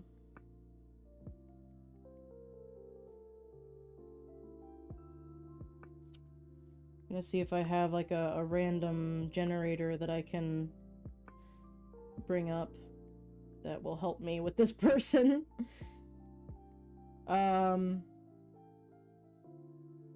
Where is Xanathar's? Okay, there it is. So the This Is Your Life tables are great in this fucking book. I love this. I love this book just for those tables, frankly.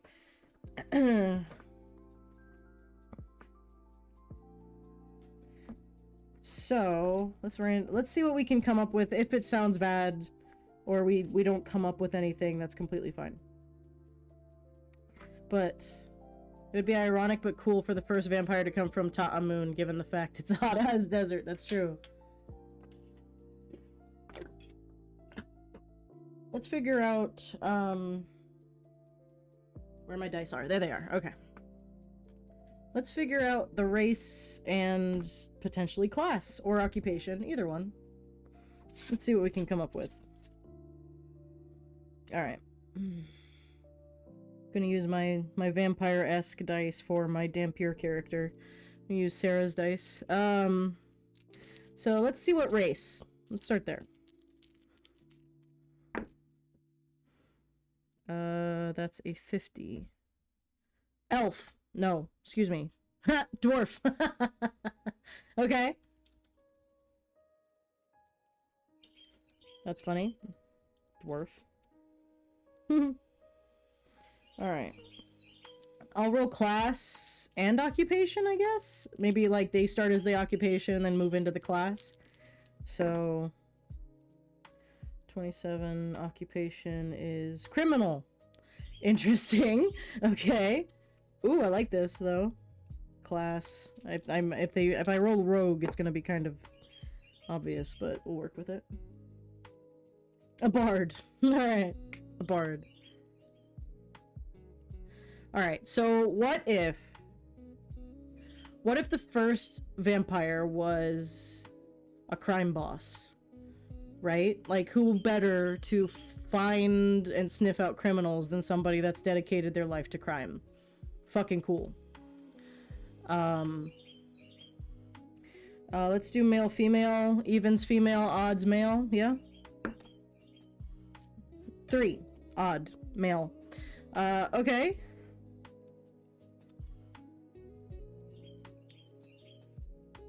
Oh, I actually should have done, like, actually, that would be non-binary. Excuse me. Because it's 1 to 2 is female, 3 to 4 is non-binary, 5 to 6 is female, or whatever I said. In canon, Forgotten Realms lore, while vampires of other ancestries can infect as they please, dwarven vampires can only infect dwarves. Is that true? That's stupid. Why do dwarves only get dwarves? How is that explained? What? That doesn't make any sense. That's so strange. I don't understand. Oh, does it have something to do with, like, their constitution? Like, their dwarven constitution or something? Maybe? I guess? Like, they're only weak to other dwarf, like, whatever? I don't know. I actually think I have a perfect picture for this. I just don't know. Oh, I think hang on.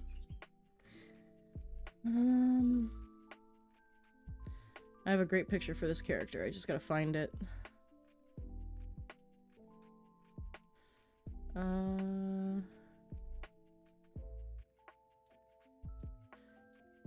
No, it's under that one, I think. Maybe it's the same reason that there are half orcs and half elves, but no half dwarves. That stuff is still stupid to me, and I will absolutely make half dwarves if my characters want it in my world. I never understood that. And, like, half races of like different, like, I've seen artists take, like, dragonborn, like a dragonborn parent and then another race parent, and what that looks like. And that shit is so goddamn cool that why would you ever limit that? God,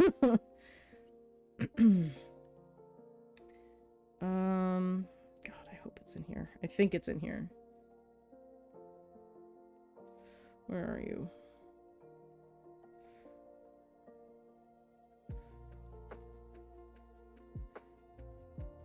Hang on. I will find them. It's a very specific picture that I've had. There they are. Ha ha ha ha. There we go. There's our dwarven crime boss. Non-binary dwarven crime boss.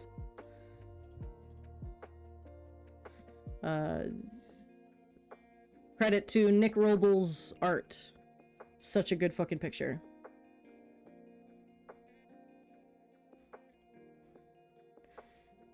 It's never explained. It was just stated in a book from an older edition with no context or further explanation. D&D gonna D&D. My Aasimar character is basically an angelic dwarf. Oh, that's cute. See? Why would you stop? Like, that's so cool. Alright. So, there's our first vampire. Or how they appeared in life. Alright.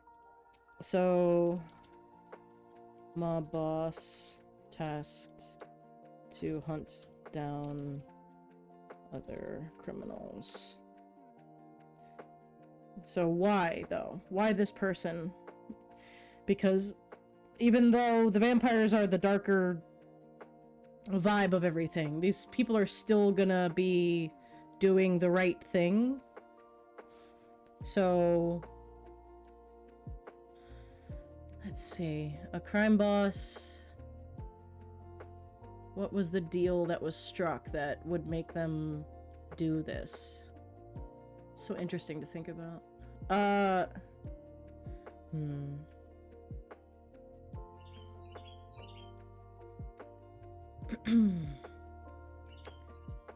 Okay, hang on. I have another book for this somewhere.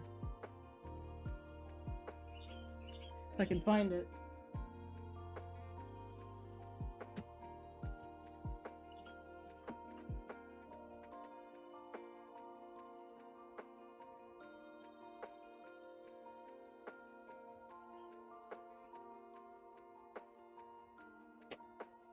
Okay. Nope, not in there. Okay, that's fine. Don't have to worry about that. For now, I'm not gonna tear apart my bookshelf trying to find it. I was just wondering where my my mythic GM simulator was. I could roll some random stuff. Okay, hang on. I have some tragedies that you can roll for. Okay, what if... Alright, what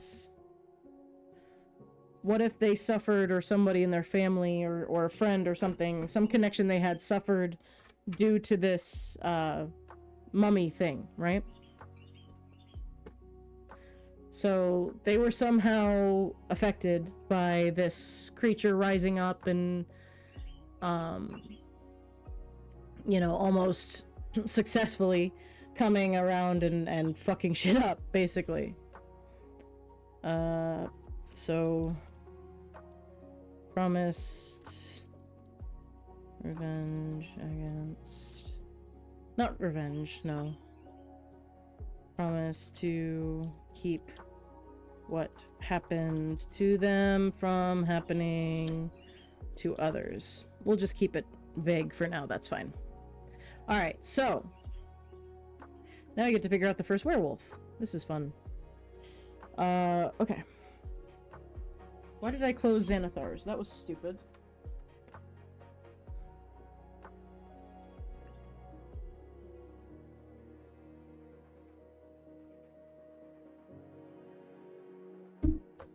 Okay.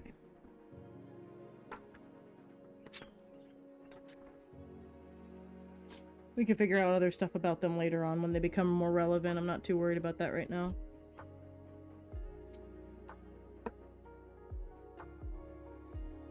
Okay, the first werewolf was an elf. We're going opposites today, and I'm kind of into it.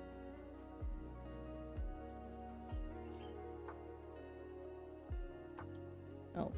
Let me roll their gender. 1 to 2 is female. 3 to 4, non-binary. 5 to 6, male, right? Yeah. Female, or no, male, excuse me. Male elf. Alright. Great. Then we have their potential occupation. 26. Artisan or guild member. So these both of these people have to be affected by the mummy. What happened in the mummy campaign, I think, to make them agree to, you know, dedicate their now elongated lives. Oh, that's cocked. Hang on. 39. Oh, they become a fighter. I love a big buff fucking elf. Let's do that. Alright, cool. Alright. So, we'll figure out differing things for that. Let's see here. Daddy Halsin energy, yeah, maybe. Oh, Halsin, best boy. Best boy in that game. Love him so much.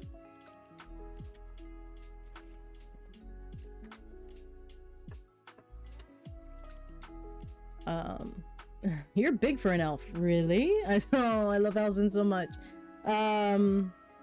Okay. So, the Fanged Circle. I have this. Alright. Alright, so I have this template here that I can kind of use fangs. Oop, the ganged circle. Nope. Okay, a short summary of the faction. Oops. Faction of almost exclusively. We should leave some wiggle room in there. Exclusively vampires, tasked by the Grim Pantheon to investigate and hunt down threats. Let's do potential threats. Let's hang on. Investigate, hunt down, and eradicate potential threats.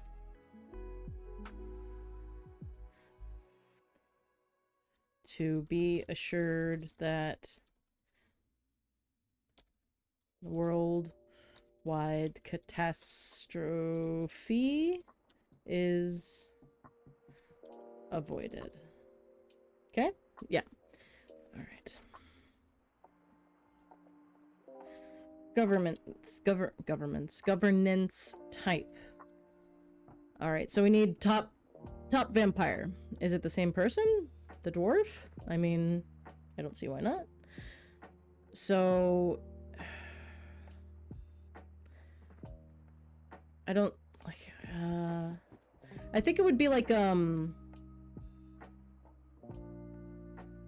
what if we do like a Yakuza type thing where like there are various leaders of different factions that carry out different aspects of the job. Like there's investigators, there's the assassins, there's the people that deal like with potentially the public facing like aspect of it. Like it could mean that they have to go through the courts or something like that. If they're caught, for instance, they're there to like the lawyers and stuff.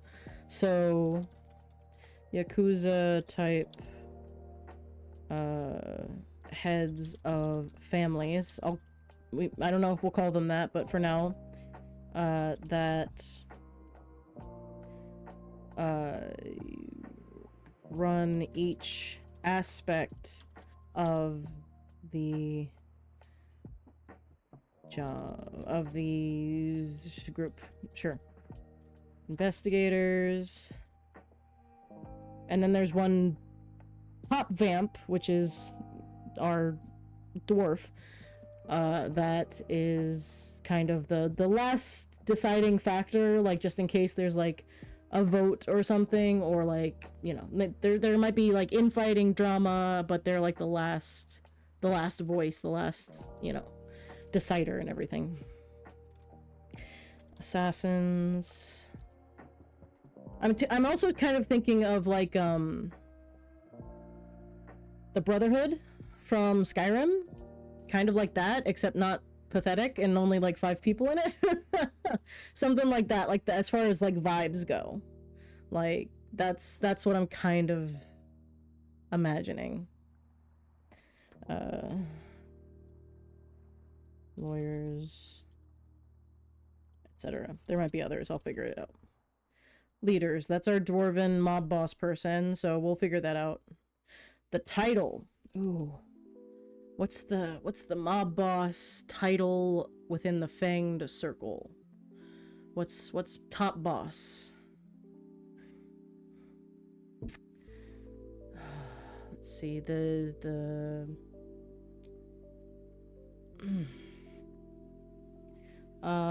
something having to do with fangs. Taking a page out of VTM, maybe each sect has a different power that helps them carry out that aspect. That could be, yes. Public facing has illusion, assassination has invisibility, and investigation has true sight, etc. I like that. That's cool.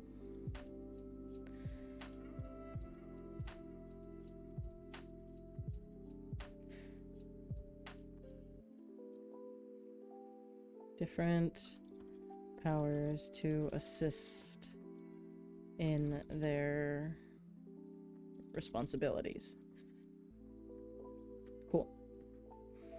That way we have, you know, again, that one of the best things that VTM has is just meeting the different clans and how each approaches vampirism. And so you have that kind of same... It's kind of like when you watch a heist movie and like all the team members are collected in the beginning and like how they're each like a little fucking crazy and like there's one more job, you know, that kind of stuff. So yeah, so something like that. I like that idea.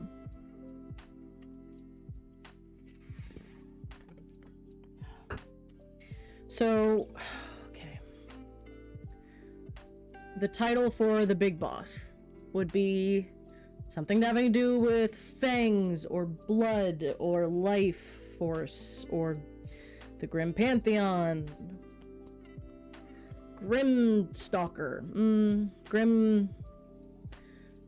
I almost said Grimalkin, and that just means cat, basically. It's like a cat cryptid creature. But Grimalkin does kind of sound cool.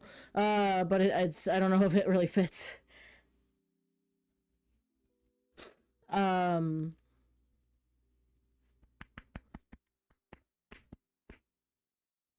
Okay. Gatimkin? What? Grimkin? Is that what you mean? Grim Leader. Grim Leader sounds like a call sign. Grim Leader coming in, you know, just like...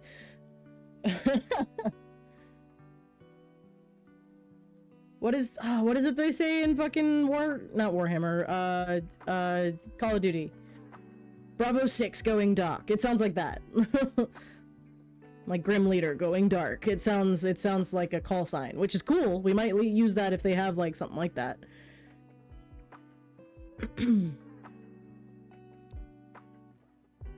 Because it sounds like Red Leader from Star Wars, that's why.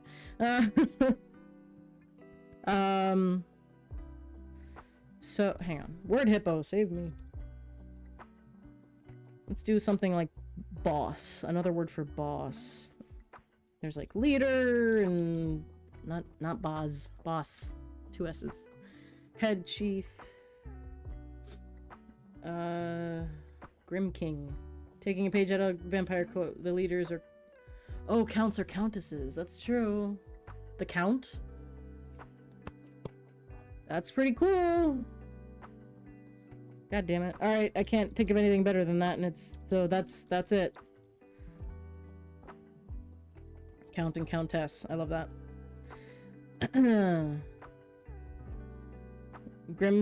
Babe, you gotta work on your typing. I love you. Getim Kind. Grim cunt. This is like, what are you saying to me? What are you calling me? Let's see. Something else. How does the faction internally operate? I'm really trying. I know, I believe you, babe. I'm sorry. I can't... Eek isn't here to make fun of you, so I have to do that in their stead. Okay. Sub-organizations. Military, we're not doing. Banking, education, diplomacy. Oh yeah, there should be like a training aspect. Ooh, fun. Allies would be the Radiant Claw. Oops.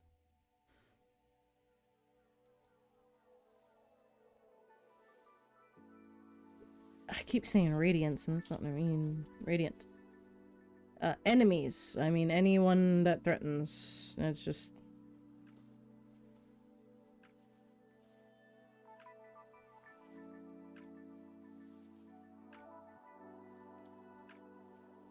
Galdorian citizens. Okay. Demographics. Pretty much across the board, I'd say.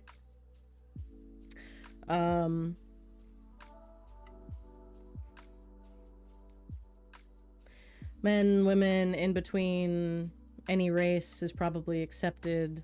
Hi, Arcane, welcome back. Belief system. Well, I mean, generally worshippers of the Grim Pantheon.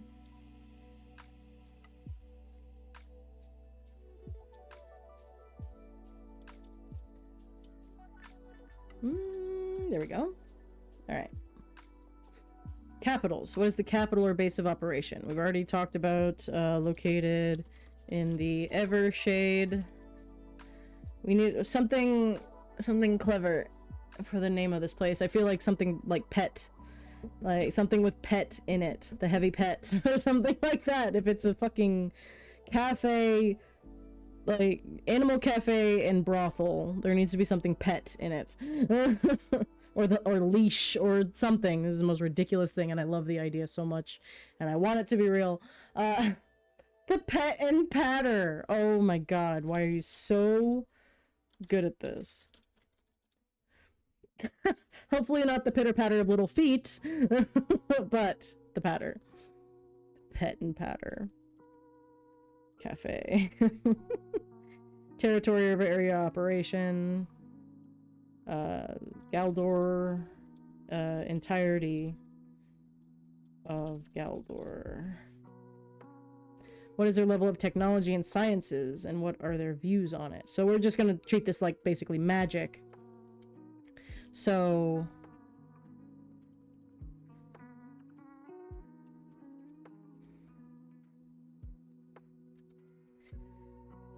oh, there's an ad coming and I have to go feed the cat, so this is gonna be a little bit of a long one, so take 5, stretch, drink some water. Be right back.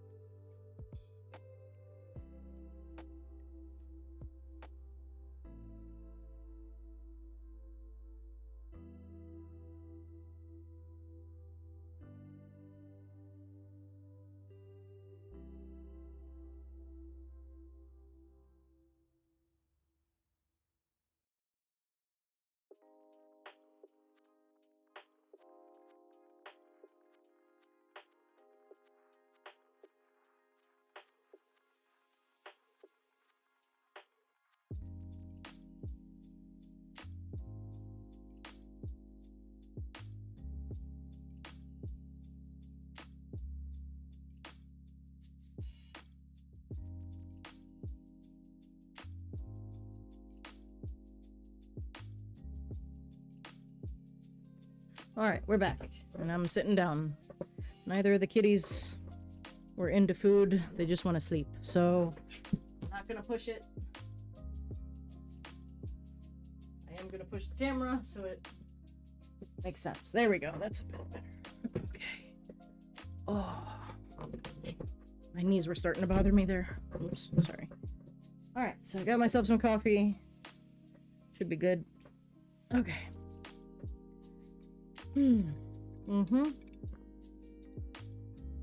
Okay. So. Let's see.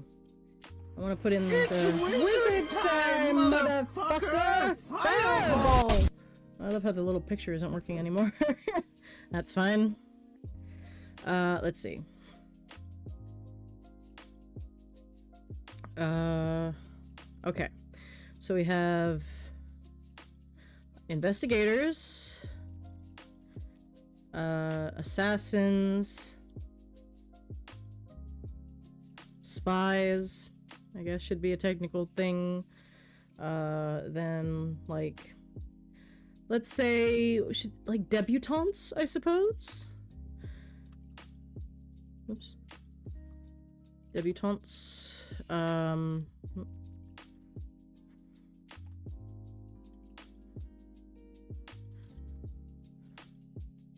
Again, maybe we can come up with clever names for each of these, but I don't think it's really necessary right now. And like janitors. Debutante is somebody that's really good at like talking to people. So it could include anybody that has to like socially get information. Or it could be like even a lawyer. Like we'll just kind of keep all that together. At least I think that's now I'm not sure. I'm pretty sure that's the meaning of it. It's kind of like a socialite. Debutante. A man making his first public appearance in sport. Really? Is that what that means? I've been using that wrong my whole life.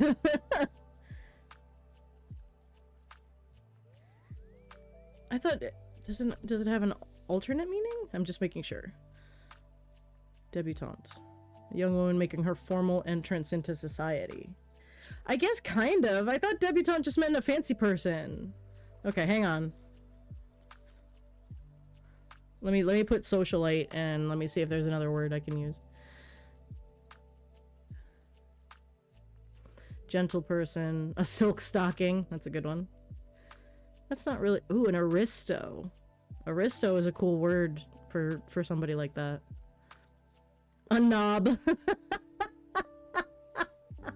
I'm sure that comes from noble, but it's a knob. You fucking knob. That's funny. Chinless wonder. Wow, okay. Glamorously or famously trendy. Trendsetter, jet setter, social climber, person about town. I think I'll just go with aristo because it sounds cool.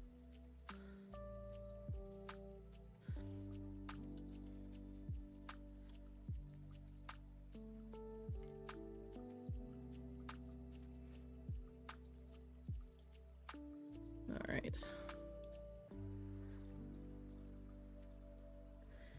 And then we need, like, cleanup crew. The people that kind of go, like, come in after all the shit happens. And, like, not only do they have to, like, physically clean up, like, any crime scenes that could tie back to them, but they also have to, like, so maybe they have, like, mind-altering magic so people don't remember. That's cool. Alright. So... Oh, I swear to God I can spell. Alright, so... I like that. I'd say 5 is a fair number of, like, branches of this organization. That makes sense. So investigators are, you know, detectives responsible for finding and keeping tabs on potential targets. Assassins, responsible for destroying targets with quietly, let's say. Responsible for infiltrating social no, infiltrating areas of potential threats. Aristo's responsible for infiltrating also social aspects of infiltrating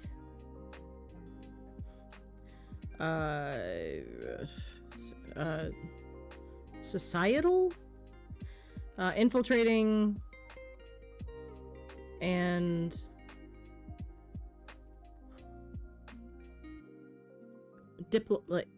infiltrate. I got it. Infiltrating diplomatically.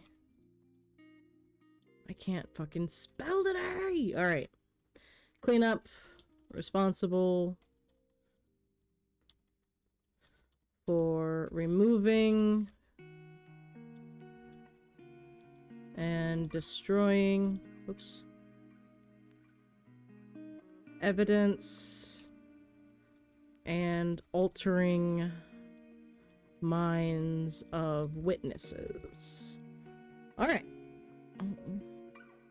Is there anything I'm missing in that kind of little hierarchy there? Not really a hierarchy, but you know, the branches? Is there some responsibility that I'm missing for a super secret organization?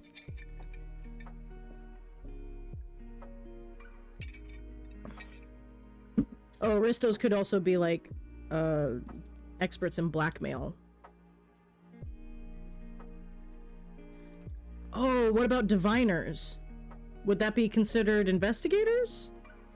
I guess. Yeah, I would put them under investigation. Okay. So for each of those, I'm gonna put their powers.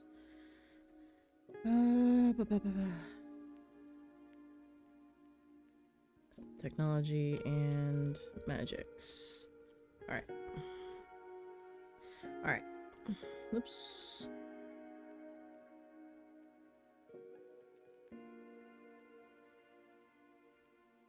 Stop it. There we go. Investigators, divination, and heightened perception for the investigators. Assassins obviously would be stealth and speed. Spies would be also stealth, potentially to the point of invisibility for either of them. Stealth and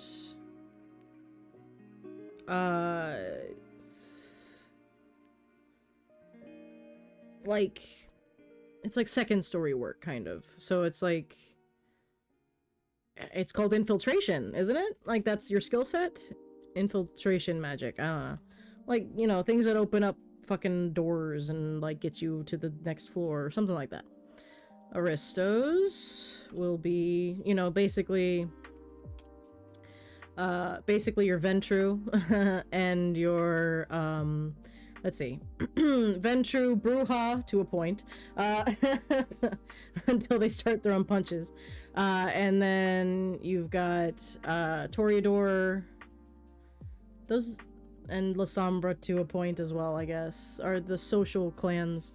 So you've got, you know, presence basically. So charm magics,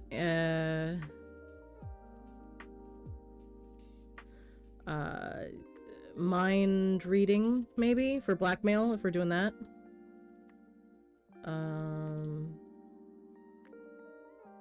Yeah, we'll stick with that. And then for cleanup, oops. Mind altering magic.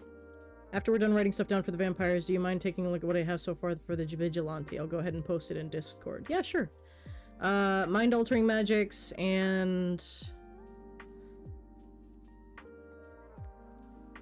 I guess also speed to a point.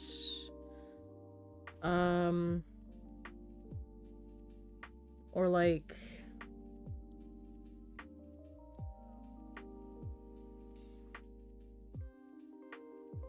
mind altering magic, and I guess it would be like, I guess destruction, like if you have to like wipe the slate clean, so it'd be like destruction magic. I'll just put destruction magic for now because I'll figure out the details later.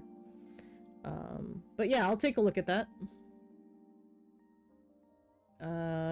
Here we go. The vigilante. Somebody's knocking at my door. Can you give me 2 seconds?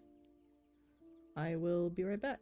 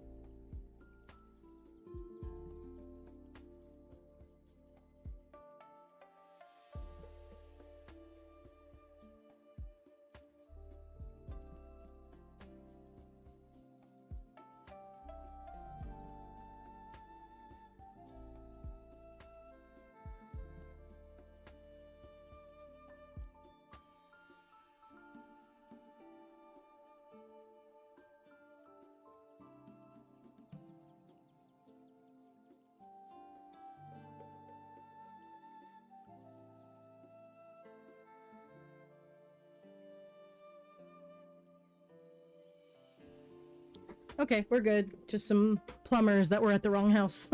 Happens a lot. Okay, let's take a look at this vigilante. Hang on.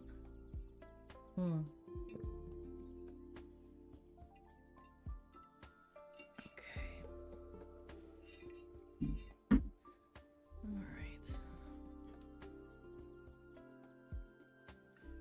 1 sec, just checking on some some stuff.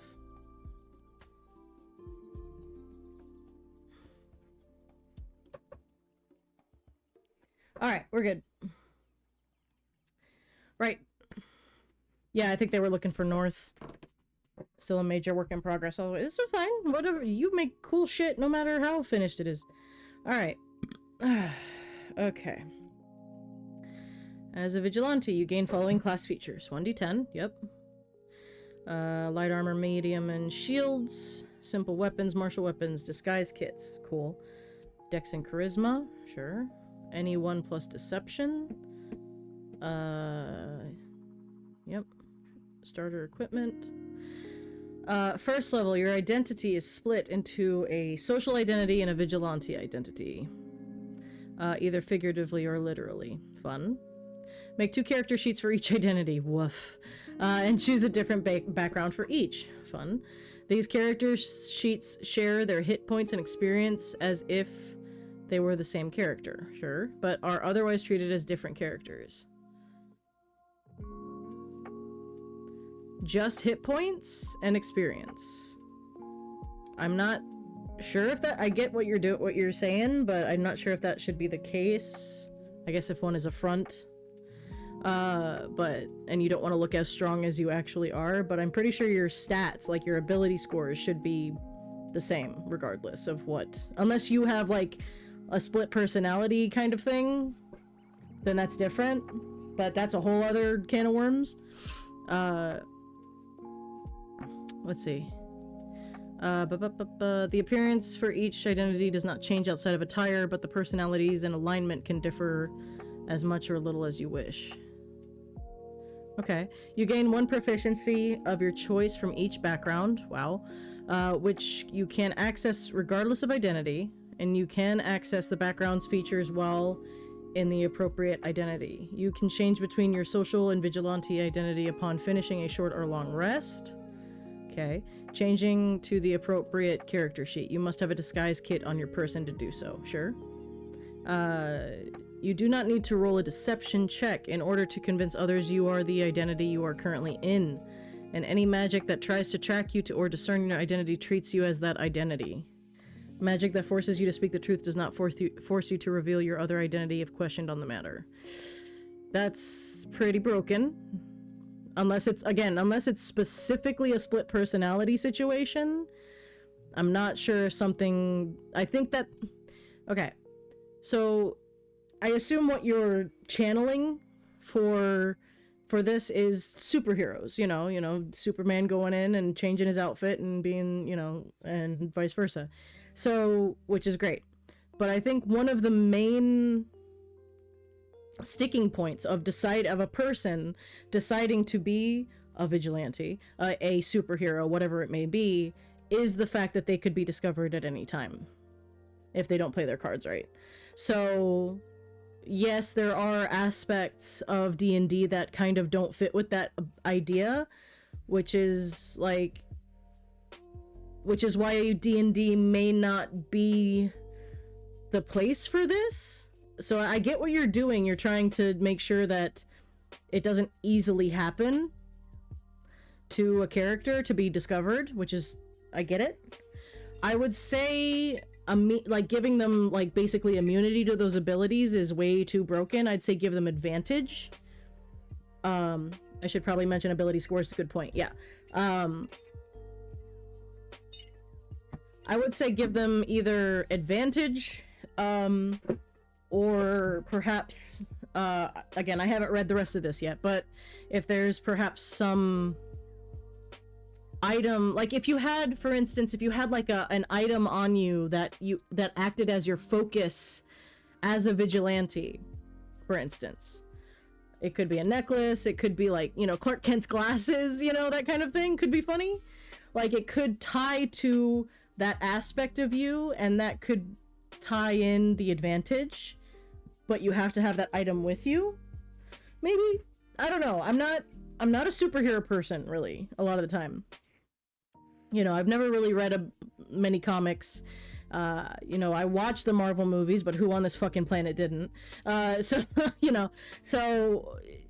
that's that's the drama listening in. Yeah, I'm sure you will have more to say, husband, regarding it, because he went to art school and he studied sequential art and comic books, and he has a lot more outlooks on this sort of thing than I do. But from what I learned from listening to what he learned, and from my very, very base knowledge of superheroes and the like, is that's kind of the whole point of superheroes, is that they're always in danger, or their family's in danger if they are found out. And just deleting that potential threat ruins a lot of the drama and the interesting parts of the story of being a superhero. Now, I guess if you're because the Punisher doesn't have... Vigilante feels like a background at a glance, but as a class you're basically looking at built-in high-level spells against scrying via non-detection, which is a huge deal. Right. Good point, I'll rethink that. Like I say, if you're a vigilante and not a superhero, right? Because those things are different. The Punisher is a vigilante. He doesn't have a mask. He'll just fuck you up and he'll take, you know, and he'll try to get away from punishment, I guess, and beat the shit out of cops or whatever he does. He's really good at kicking the shit out of people and shooting people. So he's a vigilante. He doesn't have superpowers, I'm pretty sure, right? The Punisher doesn't have superpowers. He's just really violent. So if you're going to continue on with this, I would require a separate entity in your head, a la, you know, Deadpool or Twice from Boku no Hero Academia, if you're aware of that anime. Where, like, and that could, or like the Incredible Hulk, even. Like, they have, the Hulk and Bruce Banner have completely different character sheets. That makes sense. Absolutely makes sense to me. Having an arcane focus or divine focus to have advantages versus deception checks is a cool thing. Right. And it's something that can be threatened. Just like any, like, divine caster or any caster, you have to have something. Except sorcerers, I think. I'm basing this largely on the vigilante from Pathfinder, based on characters like Batman. Right. But do they negate all, like, truth-telling magics, like, in that setup? If so, that sounds broken as hell, but I mean, I'm not a game tester person. Yes, actually. Wow. That, to me, that seems broken, and it erases a very interesting part of being a superhero. To me. If that's, like, not the story you're looking to tell with this character or this game that you introduce this class into, then that's completely fine. I get it. But, I mean, I don't know how they balance it. I don't know Pathfinder. It's been a while. But for me, personally, I was iffy about that aspect too, to be honest. Yeah. And it's, again, advantage would cut the power of that significantly. And, like, if you want to be a super strong, like, vigilante and you beat the shit out of guys and that's your vibe, and you dump stat, like, wisdom or whatever the fuck the truth-telling, I think it's wisdom, the truth-telling spells go after, then you're fucked even with your advantage. Sounds like Pathfinder bakes in meta plot armor to handwave the plot hole that most superhero characters. Yeah. Which, again, I get because, like, narrative versus statistics, right? I just don't know, and this is just me. I have never played this class. I played Pathfinder 1E way back when it first came out. I don't know what's going on with Pathfinder or the power levels or anything like that. But for me, personally, I wouldn't play this as written because it takes away a lot of the interesting drama. It would be interesting to have a team of superheroes, but there's a lot of games that do that, and I wouldn't trust D&D or Pathfinder to be that game, personally. If I wanted to play a superhero, I'd find another system. There are systems built specifically for that use. I'm not trying to shoot down your idea. I think it's great for people that just, for whatever reason, refuse to play another system. So I understand that you're trying to fill that gap for some people that want to do that, and you can absolutely do that, but I don't think it will work quite as well as with another system. So just be aware that I'm gonna tell you this, so if you ever post this anywhere or share it or give it to anybody, maybe they won't be as nice, but this is my aspect of it and my outlook, so please don't take this as you shouldn't do this. It's just D&D is not the system for this, and the fact that Pathfinder did it astounds me, but, you know, what are you gonna do? But I just... D&D has strengths, and it's not this. So that's my initial, like, with that first bit. A DM making bad guys that try to undo a vigilante and having a meta rule that says you can't do that is weird. Yes. Yeah. It takes away, yeah, it's, as a DM, I would be like, we're gonna change this, then this, because that's broken. So, so you might, I don't know if you want to change it, you know, wholesale, you don't have to, but be prepared for a lot of DMs going, this is out, because it's to give them complete immunity to something, especially at first level, is pretty damn broken. So, Just my initial idea. Especially when you're just starting out as a vigilante, you should be under, you know, more stress, let's be honest. Peter Parker. Yeah. So, let's see. Vigilante talents. Okay. You have adapted various talents that are useful to your dual nature. And there's an ad. Okay, I'll be right back.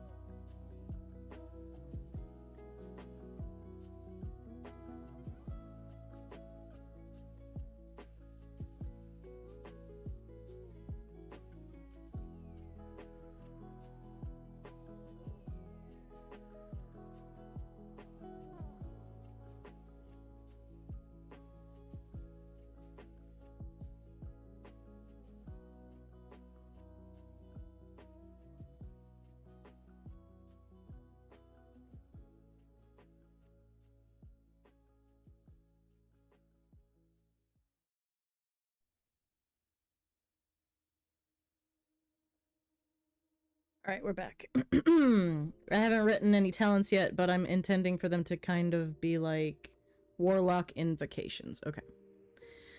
At first level, you gain 2 vigilante talents of your choice. When you gain certain vigilante levels, you gain additional talents, as shown in the talents known column on the table. Each talent has 3 listed. Oh, typo there. Has 3 listed, not has a 3 listed. Prerequisites. Prerequisites. Ooh woo. Level, social/vigilante, and subclass. A level prerequisite. Peter Parker is a great example of a hero under pressure regarding their identity. Right. Prerequisite determines which identity you must be in for you to use the talent. A subclass prerequisite implies you need a specific vigilante archetype to gain the talent. If a talent lists both for the social/vigilante prerequisite, you can use it regardless of which identity you are in. If a talent lists none, it requires no specific vigilante archetype to learn. Additionally, when you gain a level in this class, you can choose one of the talents you know and replace it with another talent that you meet the prerequisites for. Blech, I can't say that word. You cannot take the same talent more than once. Okay. That's fine. I had a thing that I thought of as I was reading that. If I would put somewhere on this, and again, it might be somewhere, I don't know, but I would put a requirement just to have my players really fucking think about it. I would put a requirement in this class that you have to have at least 3, I would say 3 is a good amount, at least 3 bonds to people or places or things that can be threatened to play a vigilante. That way you still have that, because otherwise everybody's that's gonna play a vigilante is gonna be a lone wolf, you know, and he's like, I don't care about anything, so I can never be threatened. And I personally, as a DM, if you're gonna be a vigilante, there needs to be drama. You need to, the fight for the right thing to do has to matter as much or more than the people that will be threatened by your actions in fighting, regardless of the careful, you know, steps that you take. Those things can still at any time be threatened. Your mask gets blown off, you're fucked. You know, Peter Parker got his, like, in the OG, like, background knight gets a squire. Yeah, some sort of background or something where you have to have a bond. You have to.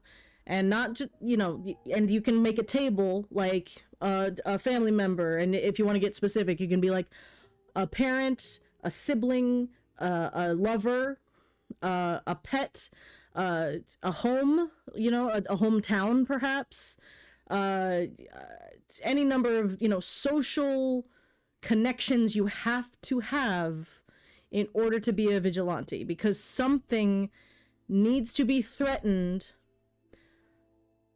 for you that you have to balance with. Otherwise, what's keeping them from staying a vigilante all the time? If they pick the right talents, there's no reason for them to go to their social aspect. Why would they? I mean, especially in D&D, it's basically a superhero campaign, but with a fantasy skin over it. That's a good idea. Thank you. But it's just, again, that's kind of a World of Darkness thing, where you can take flaws, and a lot of them are connections to people in your life. And you have to balance being some sort of crazy monster creature and still loving and caring for this person or thing. So there has to be a balance. Otherwise, a vigilante is just gonna be a hero, like they would be in any D&D campaign.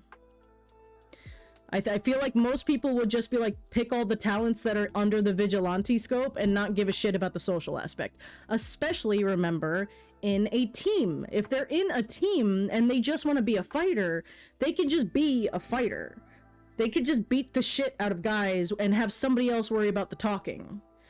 If you're meaning this for one-on-one campaigns where a single character is the character and that's it, and it's just the DM running, again, that's not, D&D isn't the best for that, but I've seen people make it work.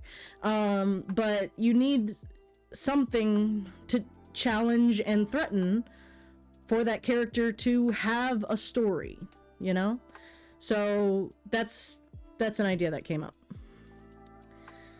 Let's see. Expertise. At second level, choose 2 of your skill proficiencies or 1 of your skill proficiencies and 1 of your tool proficiencies. Your proficiency bonus is doubled for any ability check you make that uses either of the chosen proficiencies. Sure. Fighting style. Particular style of fighting is your specialty. Deceptive fighting. Whenever you hit with a melee weapon attack, you can choose to make it a deceptive strike. Upon doing so, the attack deals no damage, and attack rolls against the target have advantage until the start of your next turn. Okay, so like a feint attack for a Battlemaster fighter, I believe. Defense. When you are wearing armor, you gain +1 bonus to AC. Dueling. Weapon in one hand and no other weapon, +2 bonus to damage. Thrown weapon fighting, sure. And 2 weapon fighting, sure. At third level, you choose an archetype: the Metamorph, the Sneak, and the Magical Child. Okay. Your Vigilante archetype gives you features when you first choose it at third level, and again at 7th, 10th, 14th, and 18th. Live another day. At 5th level, you can endure and persevere through hardship. As a bonus action, you can expend a hit die and roll it, regaining hit points equal to the number rolled plus your Vigilante level plus your Charisma modifier. Once you do so, you cannot do so again until you finish a long rest. At 6th level, you can attack twice instead of once when you take the attack action on your turn. Okay. Evasion. Sure, yeah, classic. Always vigilant. At 13th level, you remain vigilant regardless of your identity. When you roll initiative, you can roll 3 times and choose which result to pick. No. First of all, I would not add anything to advantage. I would not... I would just give him advantage. That seems unnecessary. Just my idea. I would forget that every single time if I would play this. Or if I ran for it, honestly, I'd forget that. And I'd be like, wait, what? And I'd have to check it every fucking time because that is so outside of anything else. So I would just give them advantage, personally. Terrifying appearance. Starting at 15th level while within your vigilante identity. Whenever you successfully... Only time I've seen 555 was Elven Accuracy. Oh, is that a triple? Whenever you successfully hit a creature that you are hidden from... Oh, dice. Okay. You can strike terror into them. The creature must make a wisdom saving throw, the DC of which is 8 plus your charisma modifier plus your proficiency bonus. On a failed save, the creature is frightened of you for 1 minute. A creature frightened in this way has their movement Speed reduced by 10 and cannot make reactions. A frightened creature can attempt another wisdom saving throw at the end of each of their turns, ending the condition on a success. Once you use this feature, you cannot do so again until you finish a short or long rest. Okay. I forgot to remove the mention of the 18th level feature since they don't get one from their subclass anymore. Okay.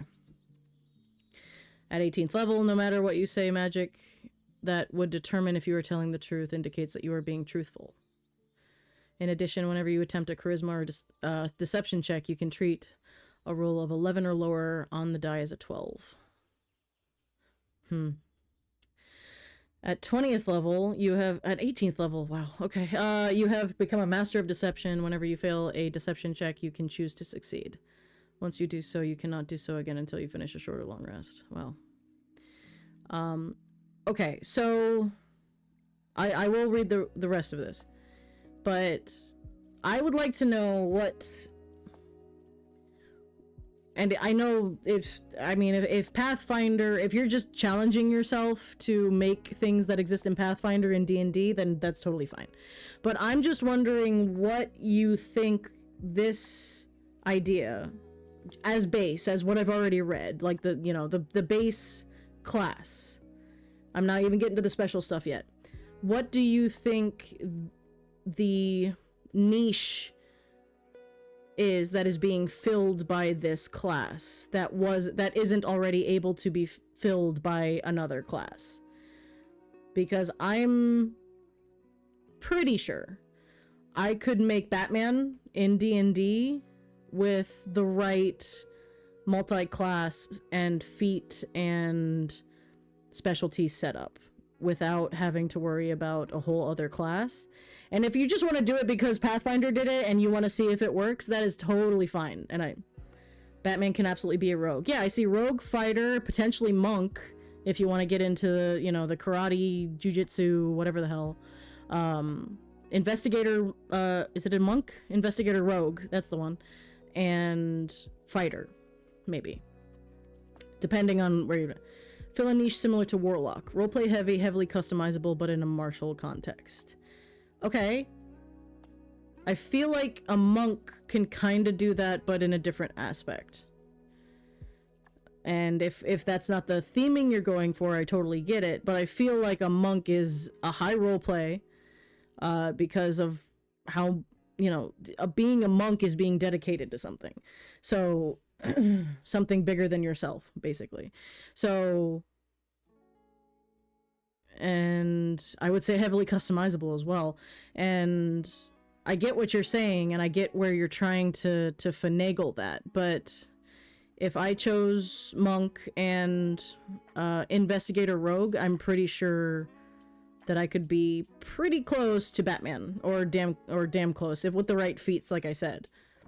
So I'm not saying it's a bad idea. I'm just saying monks are typically roleplay because charisma being a dump stat. Maybe I'm not reading what roleplay means. Okay, I'm thinking roleplay as we are playing a role-playing game, so we're gonna roleplay either way. You mean good at being a face.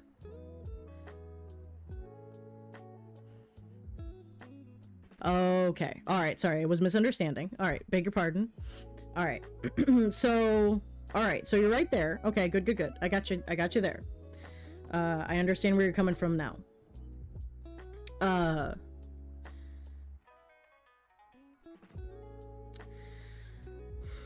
So, you want a warlock. Why wouldn't you just then do warlock with something else? Is it just you want to avoid multi-classing? Does multi-classing annoys the shit out of me, so I completely understand if that's where you're coming from. If you just want something that just exists and is the way it is and it's one class, that's completely fine. But I feel like with the right multi-class, you could still make this character without having to worry about a whole new thing. That's partially the reason, yes. Okay, gotcha. Alright, cool. Then I understand where you're coming from, because multi-classing drives me fucking crazy too. Rogue Investigator cross-class with Fey Warlock is close. Or, do you mean Far Warlock or Fey Warlock? I don't know. You might be talking Far Realm or not. But, I get what you're saying. So, Fey. Okay, gotcha. Archetypes, the metamorph. Master shapeshifters, chaotic, physically change their form to adapt to situations and better disguise their secret identity. Whether by an alchemical accident, a gift at birth, or intentional tampering, they can transform into different creatures or humanoids. Many are seen as freaks and monsters, and as such must hide their abilities well. Starting at 3rd level, your social and vigilante identity appear as physically different people. Okay. The appearance of your social and vigilante identity can now differ as you choose within the constraints of a normal individual for your ancestry. These changes can include differences in proportions, colorations, voice, and other physical characteristics, but not size, category, or becoming an entirely different ancestry. You may also add a defining characteristic to each identity, such as a scar, as long as it offers no mechanical benefit. Okay. Morphic shape. At 3rd level, you can change your body into different shapes. While you're in your vigilante identity, as a bonus action, you can transform yourself into the shape of a beast, humanoid, or monstrosity of CR 1/8 or lower that you have seen. Wow. You can do so twice per long rest. Sure. You can stay in this shape for a number of hours equal to half your vigilante level, rounded down. You can then revert to your normal form unless you expend another use for this feature. You can revert to your normal form earlier by using a bonus action on your turn. You automatically revert if you fall unconscious, drop to 0 hit points, or die. While transformed, the following rules apply.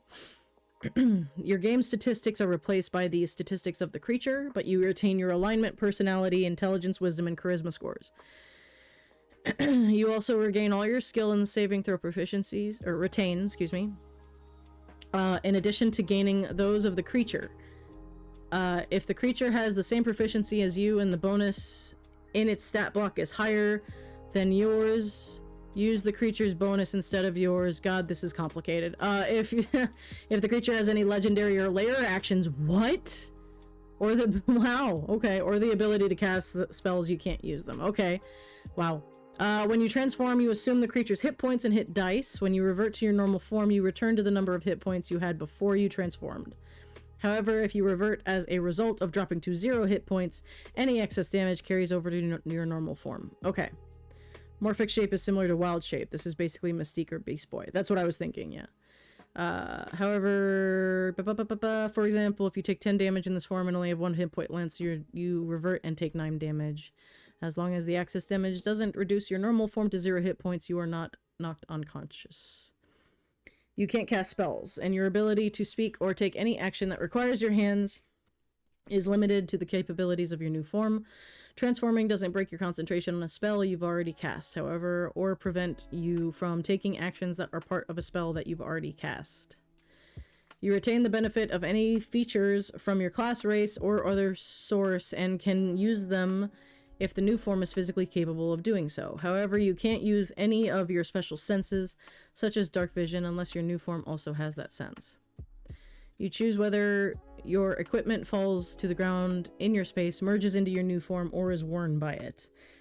Worn equipment functions as normal, but the DM decides whether it is practical for the new form to wear a piece of equipment based on the creature's shape and size. Your equipment doesn't change size or shape to match the new form, and any equipment that the new form can't wear must either fall to the ground or merge with it. Equipment that merges with the form has no effect until you leave the form.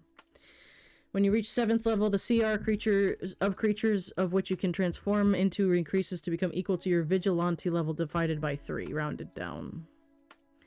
Improved morphic weaponry. At 7th level, whenever you transform into a creature using your morphic shape feature that has a natural weapon such as bite or claw, those attacks are considered magical for the purposes of overcoming resistance and gain a bonus attack and damage, or 2 attack and damage rolls equal to half your proficiency bonus rounded down. Greater multi-attack. At 10th level, whenever you transform into a creature using your morphic shape feature that has multi-attack action, you can make 1 additional attack with that action. And at 14th level, choose a creature type other than beast, humanoid, or monstrosity, or undead. Add all creatures of CR4 or lower from that creature type to the list of forms you can take when you use your morphic shape feature. Okay. Whew. I'm gonna tell you right now, and this again, this is no way in saying this is an umbrella, like anything, that personally, this subclass or new class, whatever you want to call it,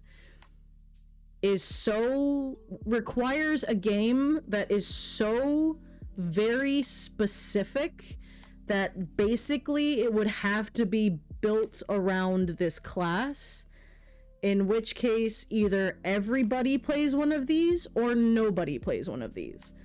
That is how I'm looking at it. And like, I would never, unless everybody, and you know, we all know how easy it is to get players to agree on something, but getting either everybody's on board or you don't, this class is not allowed. Like, that's basically how I'm looking at this class. This does not make it a bad idea. There might be DMs out there that would love this and want to run a vigilante campaign. But I feel that it is so very specific and so very complicated. Again, this is not your fault. You're ripping it from fucking Pathfinder. This is Pathfinder shit. If this is how Pathfinder is written, then holy god, I'm glad I don't, play it. I just copied most of the rules for Wild Shape verbatim, hence why it's so complicated for the Metamorph. Right. Like I said, it's not your fault. But with this, and again, I'll read the rest, but like, this is so specific. And, the highly customizable part, I'm very interested in the Magical Child. I'm interested to read that. But like the ultimate sneak and stuff like that, I feel like Pathfinder plays more over the top anyway. Yeah, probably. I feel like I would rather make a character that does the things that you have here, at least some of them, and just has a high charisma. If I wanted to play a character that, like the Warlock, has a high charisma and is highly customizable, all that kind of stuff, I would just not dump charisma. I would do something else. Or do point buy. Or get, a feat. Or maybe ask the DM that, hey, let the DM know, hey, my goal is to be a face. And I'm starting here, but my goal is here. So, like, I just feel like there's way easier ways to do this. And it's... Magical Child is quite literally a magical girl, which is why I'm excited to read it. That I'm interested in. But I think this as a whole new class is unnecessary in D&D in its current iteration. I don't know how it works in Pathfinder. I don't know if it's good. I don't know if it's bad. I don't know anything. So, but in D&D, as I'm looking at it as a DM, I feel it's unnecessary to have a whole new class like this. Personally. Especially when, like, for instance, your Metamorphose and all that kind of stuff and your Sneak already have classes that do that. You have a Rogue and you have a Druid. And I know they only get beasts and, like, they don't, whatever. But, like, I feel like those already exist, and if somebody wanted to play that, they would just play one of those rather than this vigilante, like, subclass, sub-genre, whatever it is. So, again, this is not your fault. This, it exists in Pathfinder, so I absolutely see the reason you would want to see if it works in D&D. I just frankly think it doesn't. I'm hoping the magical girl thing, when I get there, will, because I would love that as, like, a subclass of, like, wizard or sorcerer or something, because I'm here for that. Because fucking Sailor Moon and D&D, hell yeah. But I'm just saying, from what I'm hearing here so far, I'm hoping the magical girl works. If that's the only thing we keep, I'm completely fine with it. But these first two already exist in D&D. Folks who make superheroes and other popular characters in D&D. Well, yeah, what was that YouTube? There was a YouTube channel that specifically went level by level how to build popular characters. And it was very cool. I forget what that fucking channel was called, but it was super fun. Okay, the Sneak. Lurkers in darkness, working within bowels of society to fight or commit crime. Okay. From vengeful souls with a heart of gold to serial killers and others more sinister intent, the shadows are the friend of a sneak. Wait. Okay. Traditionally, vigilantes are not serial killers. Vigilantes are people that fight crime because crime is not being fought enough. So serial killers are also part of this? Oh boy, would I not allow this on at my table at all. But because I don't need serial killers in my game. Again, this is a personal preference. I don't trust players to kind of like take a step down. Anti-heroes. Yeah, well, anti-heroes aren't serial killers either, and villains are the opposite of a vigilante, in my experience. Vigilantes in Pathfinder could be of evil alignment with the social identity being a cover-up. Okay. Alright, so the vigilante is a bad name for it. From looking at you, Pathfinder. That's not what that should be called. Okay. Let's see. Starting at 3rd, you gain dark vision to 60 feet. Increase by 30 feet if you already have dark vision. Sure. You can see through magical darkness using your dark vision. Wow. Okay. In addition, you can take the help or hide action as a bonus action and can attempt to hide when only lightly obscured. Okay. At 3rd level, while within your vigilante identity, you can apply tactics that take advantage of when you have the upper hand. When you hit with an attack that was made at advantage, you deal an additional 1d6 damage. Again, sneak attack already exists, and it's better than this already. In addition, during the first round of combat, you have advantage on the first attack roll you make so long as you aren't surprised. I think that exists in the Rogue Assassin, I think? If the attack hits, the target must succeed as a wisdom saving throw or become frightened of you. Okay. DC of the save is equal to 8 plus your charisma plus proficiency bonus. Traceless Passage. 7th level, you gain bonus to dexterity, stealth checks equal to half your proficiency bonus, rounded down.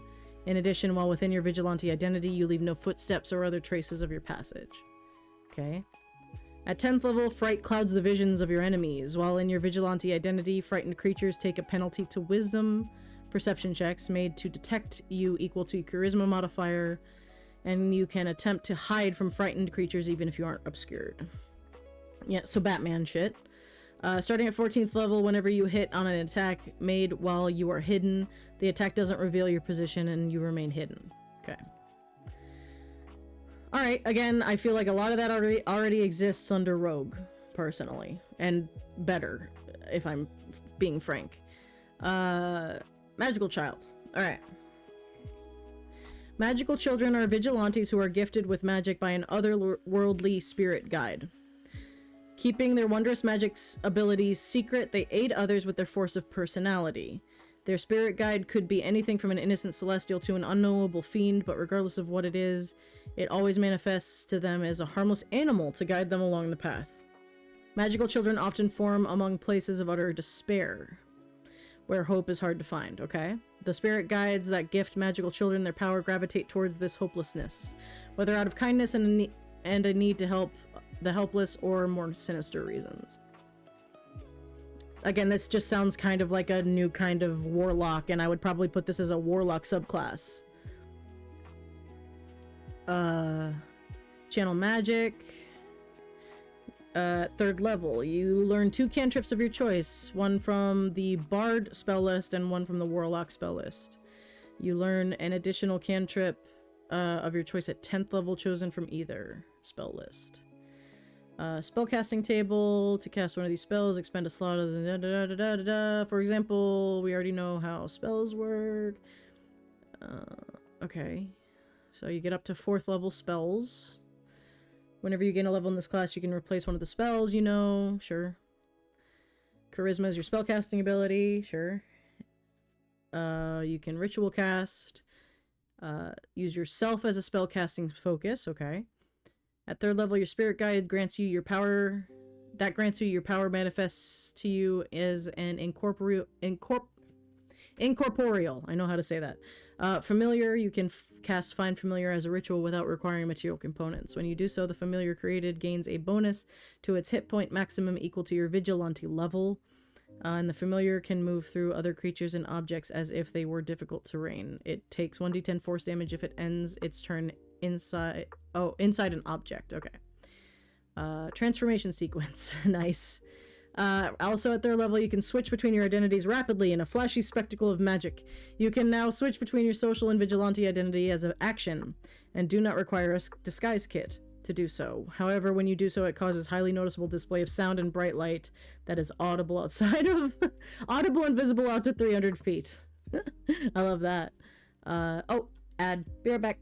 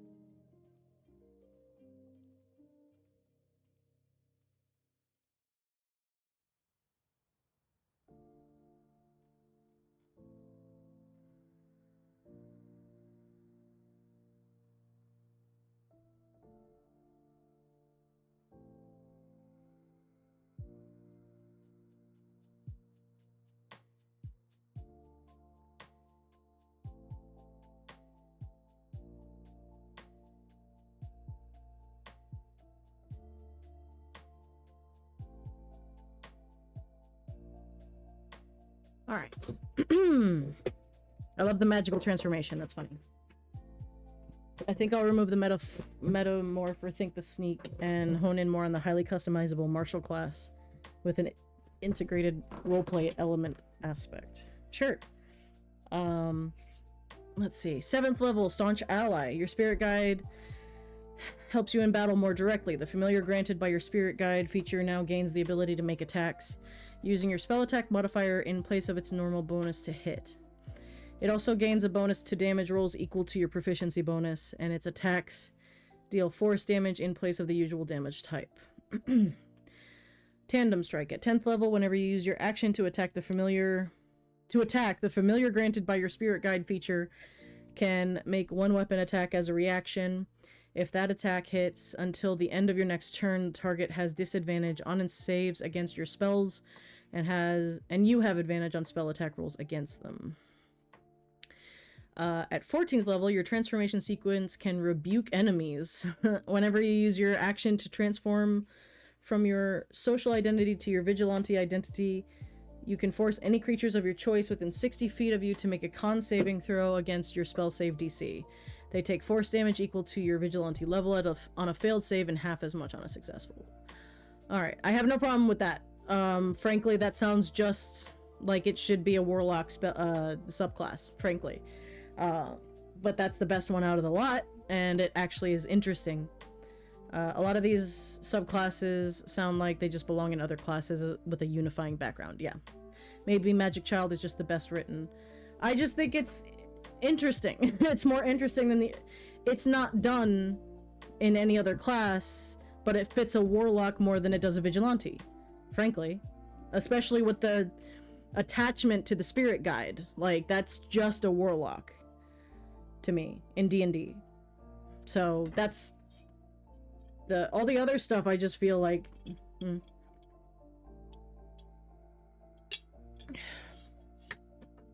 So, again, this is not you, or, this is not, a badly written or anything like that. It's because you took it from Pathfinder and tried to make it work. It's just, I think that there are some things that don't. And that's why there are 2 games, And I just really think that those things already exist in some aspect already in the game, except maybe the magical child. And even then, personally, I feel like you could take sorcerer and warlock and mix those together in some way and make that work. Make that into something that resembles what's going on. I think a lot of this is aesthetic in nature. I think it's theming. And I think that if you have a cool DM that you sit down with and you go, okay, here's my idea for a magical child, and you can just say you go through a transformation. I don't think a lot of this requires rules. And maybe that's just me trying to simplify it and make it more interesting, and, trying not to make it unnecessarily more complicated than it needs to be. Where it's just like, if you come at me and you say you have an idea for a magical child and you give me all of those ideas, I'm just like, what if we just make you a warlock, but we just theme it differently rather than, fiend or whatever it is. We'll just make your patron your spirit guardian, and we'll just take bits and pieces that already exist and put it in there. Or sorcerer, or however, if you don't want to be a magical girl, or if you don't want your magical girl to be necessarily a spirit guardian, even though I know that's the thing. Paladin of Love She-Ra class for Mara. Hard rules for transformations. Right. So, the magical girl just feels like a subclass for a warlock, or even a sorcerer, depending on the type of vibe you want. So, again. Yeah. I vaguely remember that.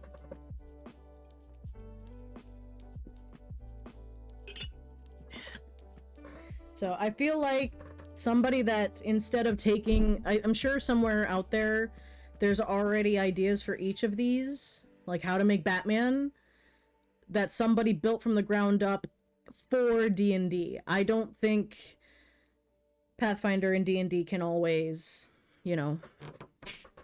meet on the same footing, if you will. So, it's an interesting idea, but I think all D&D characters are kind of vigilantes anyway, so I think it's largely unnecessary, personally. But I'm not telling you to not continue and give your ideas. I'm here for it. I'm here for the magical child idea, but I am dead set on making this a class personally. Then do so. That's awesome. But I greatly appreciate your feedback. Sure. I try to hone on an idea better and take some time to think this through. Sure. I mean, look up other homebrew classes as well that have already looked into doing that, and maybe you'll get inspiration, and like you can pick and choose and be like, I don't like this, but I like this, and da-da-da-da-da. So don't just take it from one source, plenty of people have been homebrewing for 5e for as long as it's existed, so don't just try to just do Pathfinder. Do something that was built in D&D. But I mean, I completely support your need to make this into a class. Do so, please. But for me personally, as it stands right now, I would never allow this at my table, and I just think it gets rid of those first two, especially those first two archetypes already exist in some way, and then all of the things that were there before were unnecessary, because I think you can build a character that already does it. So it's just finding the niche. You already have the niche that you're trying to fill, and it's just, I don't think you're going to fill it by taking wholesale from Pathfinder, because I think the niches in Pathfinder are different than the ones in D&D, personally. So change the name of the class. That also, yeah, because that I mean, once I realized it's serial killer, which I'm not yucking anyone's yum.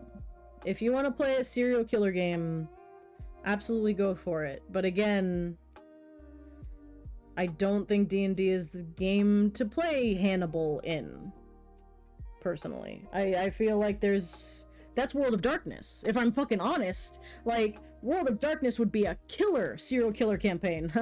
But, like, since you're already playing vampires or werewolves or whites or any number of other things, I think a vigilante thing set up in World of Darkness, brilliant, would be perfect. Because the social aspect is baked into that class. Flaws are baked into that class. You know, maybe not the magical girl thing, but even then they have mage.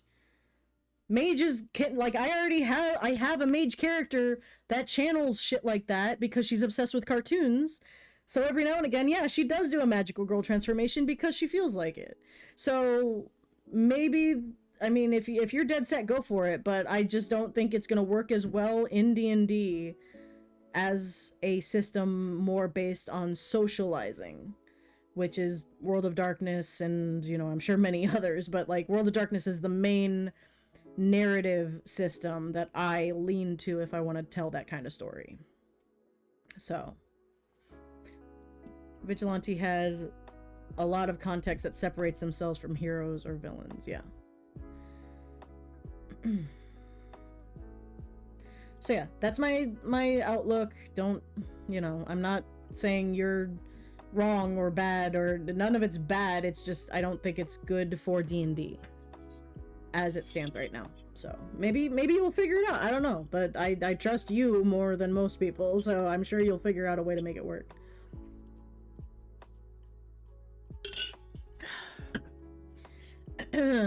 So, all right. Am I still talking into the mic? There we go. Sorry. I'm still figuring out how to set this bitch up. I don't know what's best. I'm gonna hit this 1,000 times.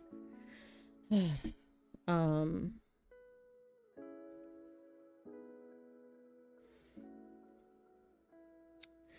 right.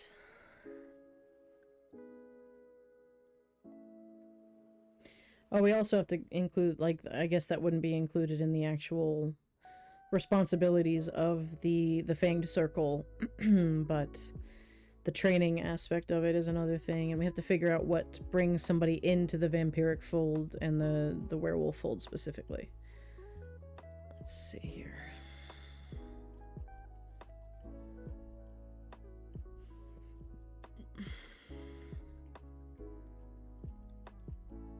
Oops.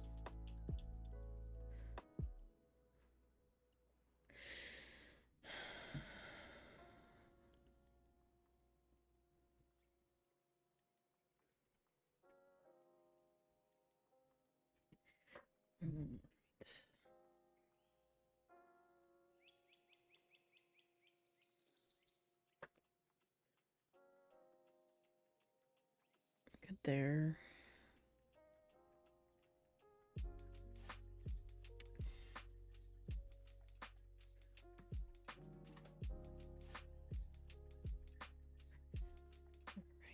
Let's see here.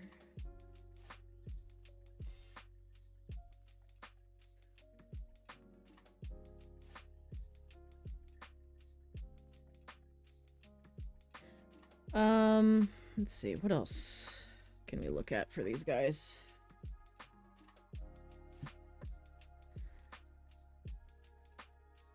Oops. No. There we go.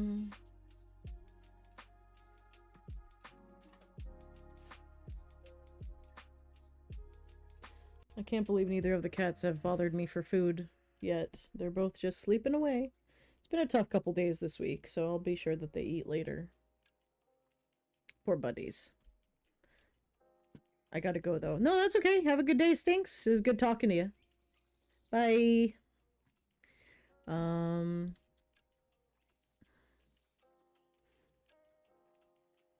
Yeah, I'm kind of low on energy now anyway, so, and my throat hurts. There's a lot of reading. Not a bad thing, but it was a lot of why does reading out loud feel like it takes more energy than talking? I don't understand that. Let's see. Let me see if I have anyone to raid. I don't know.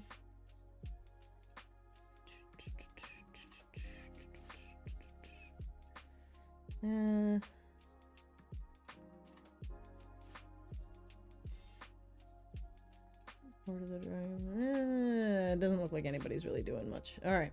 That's okay. I think we'll go ahead and call it here.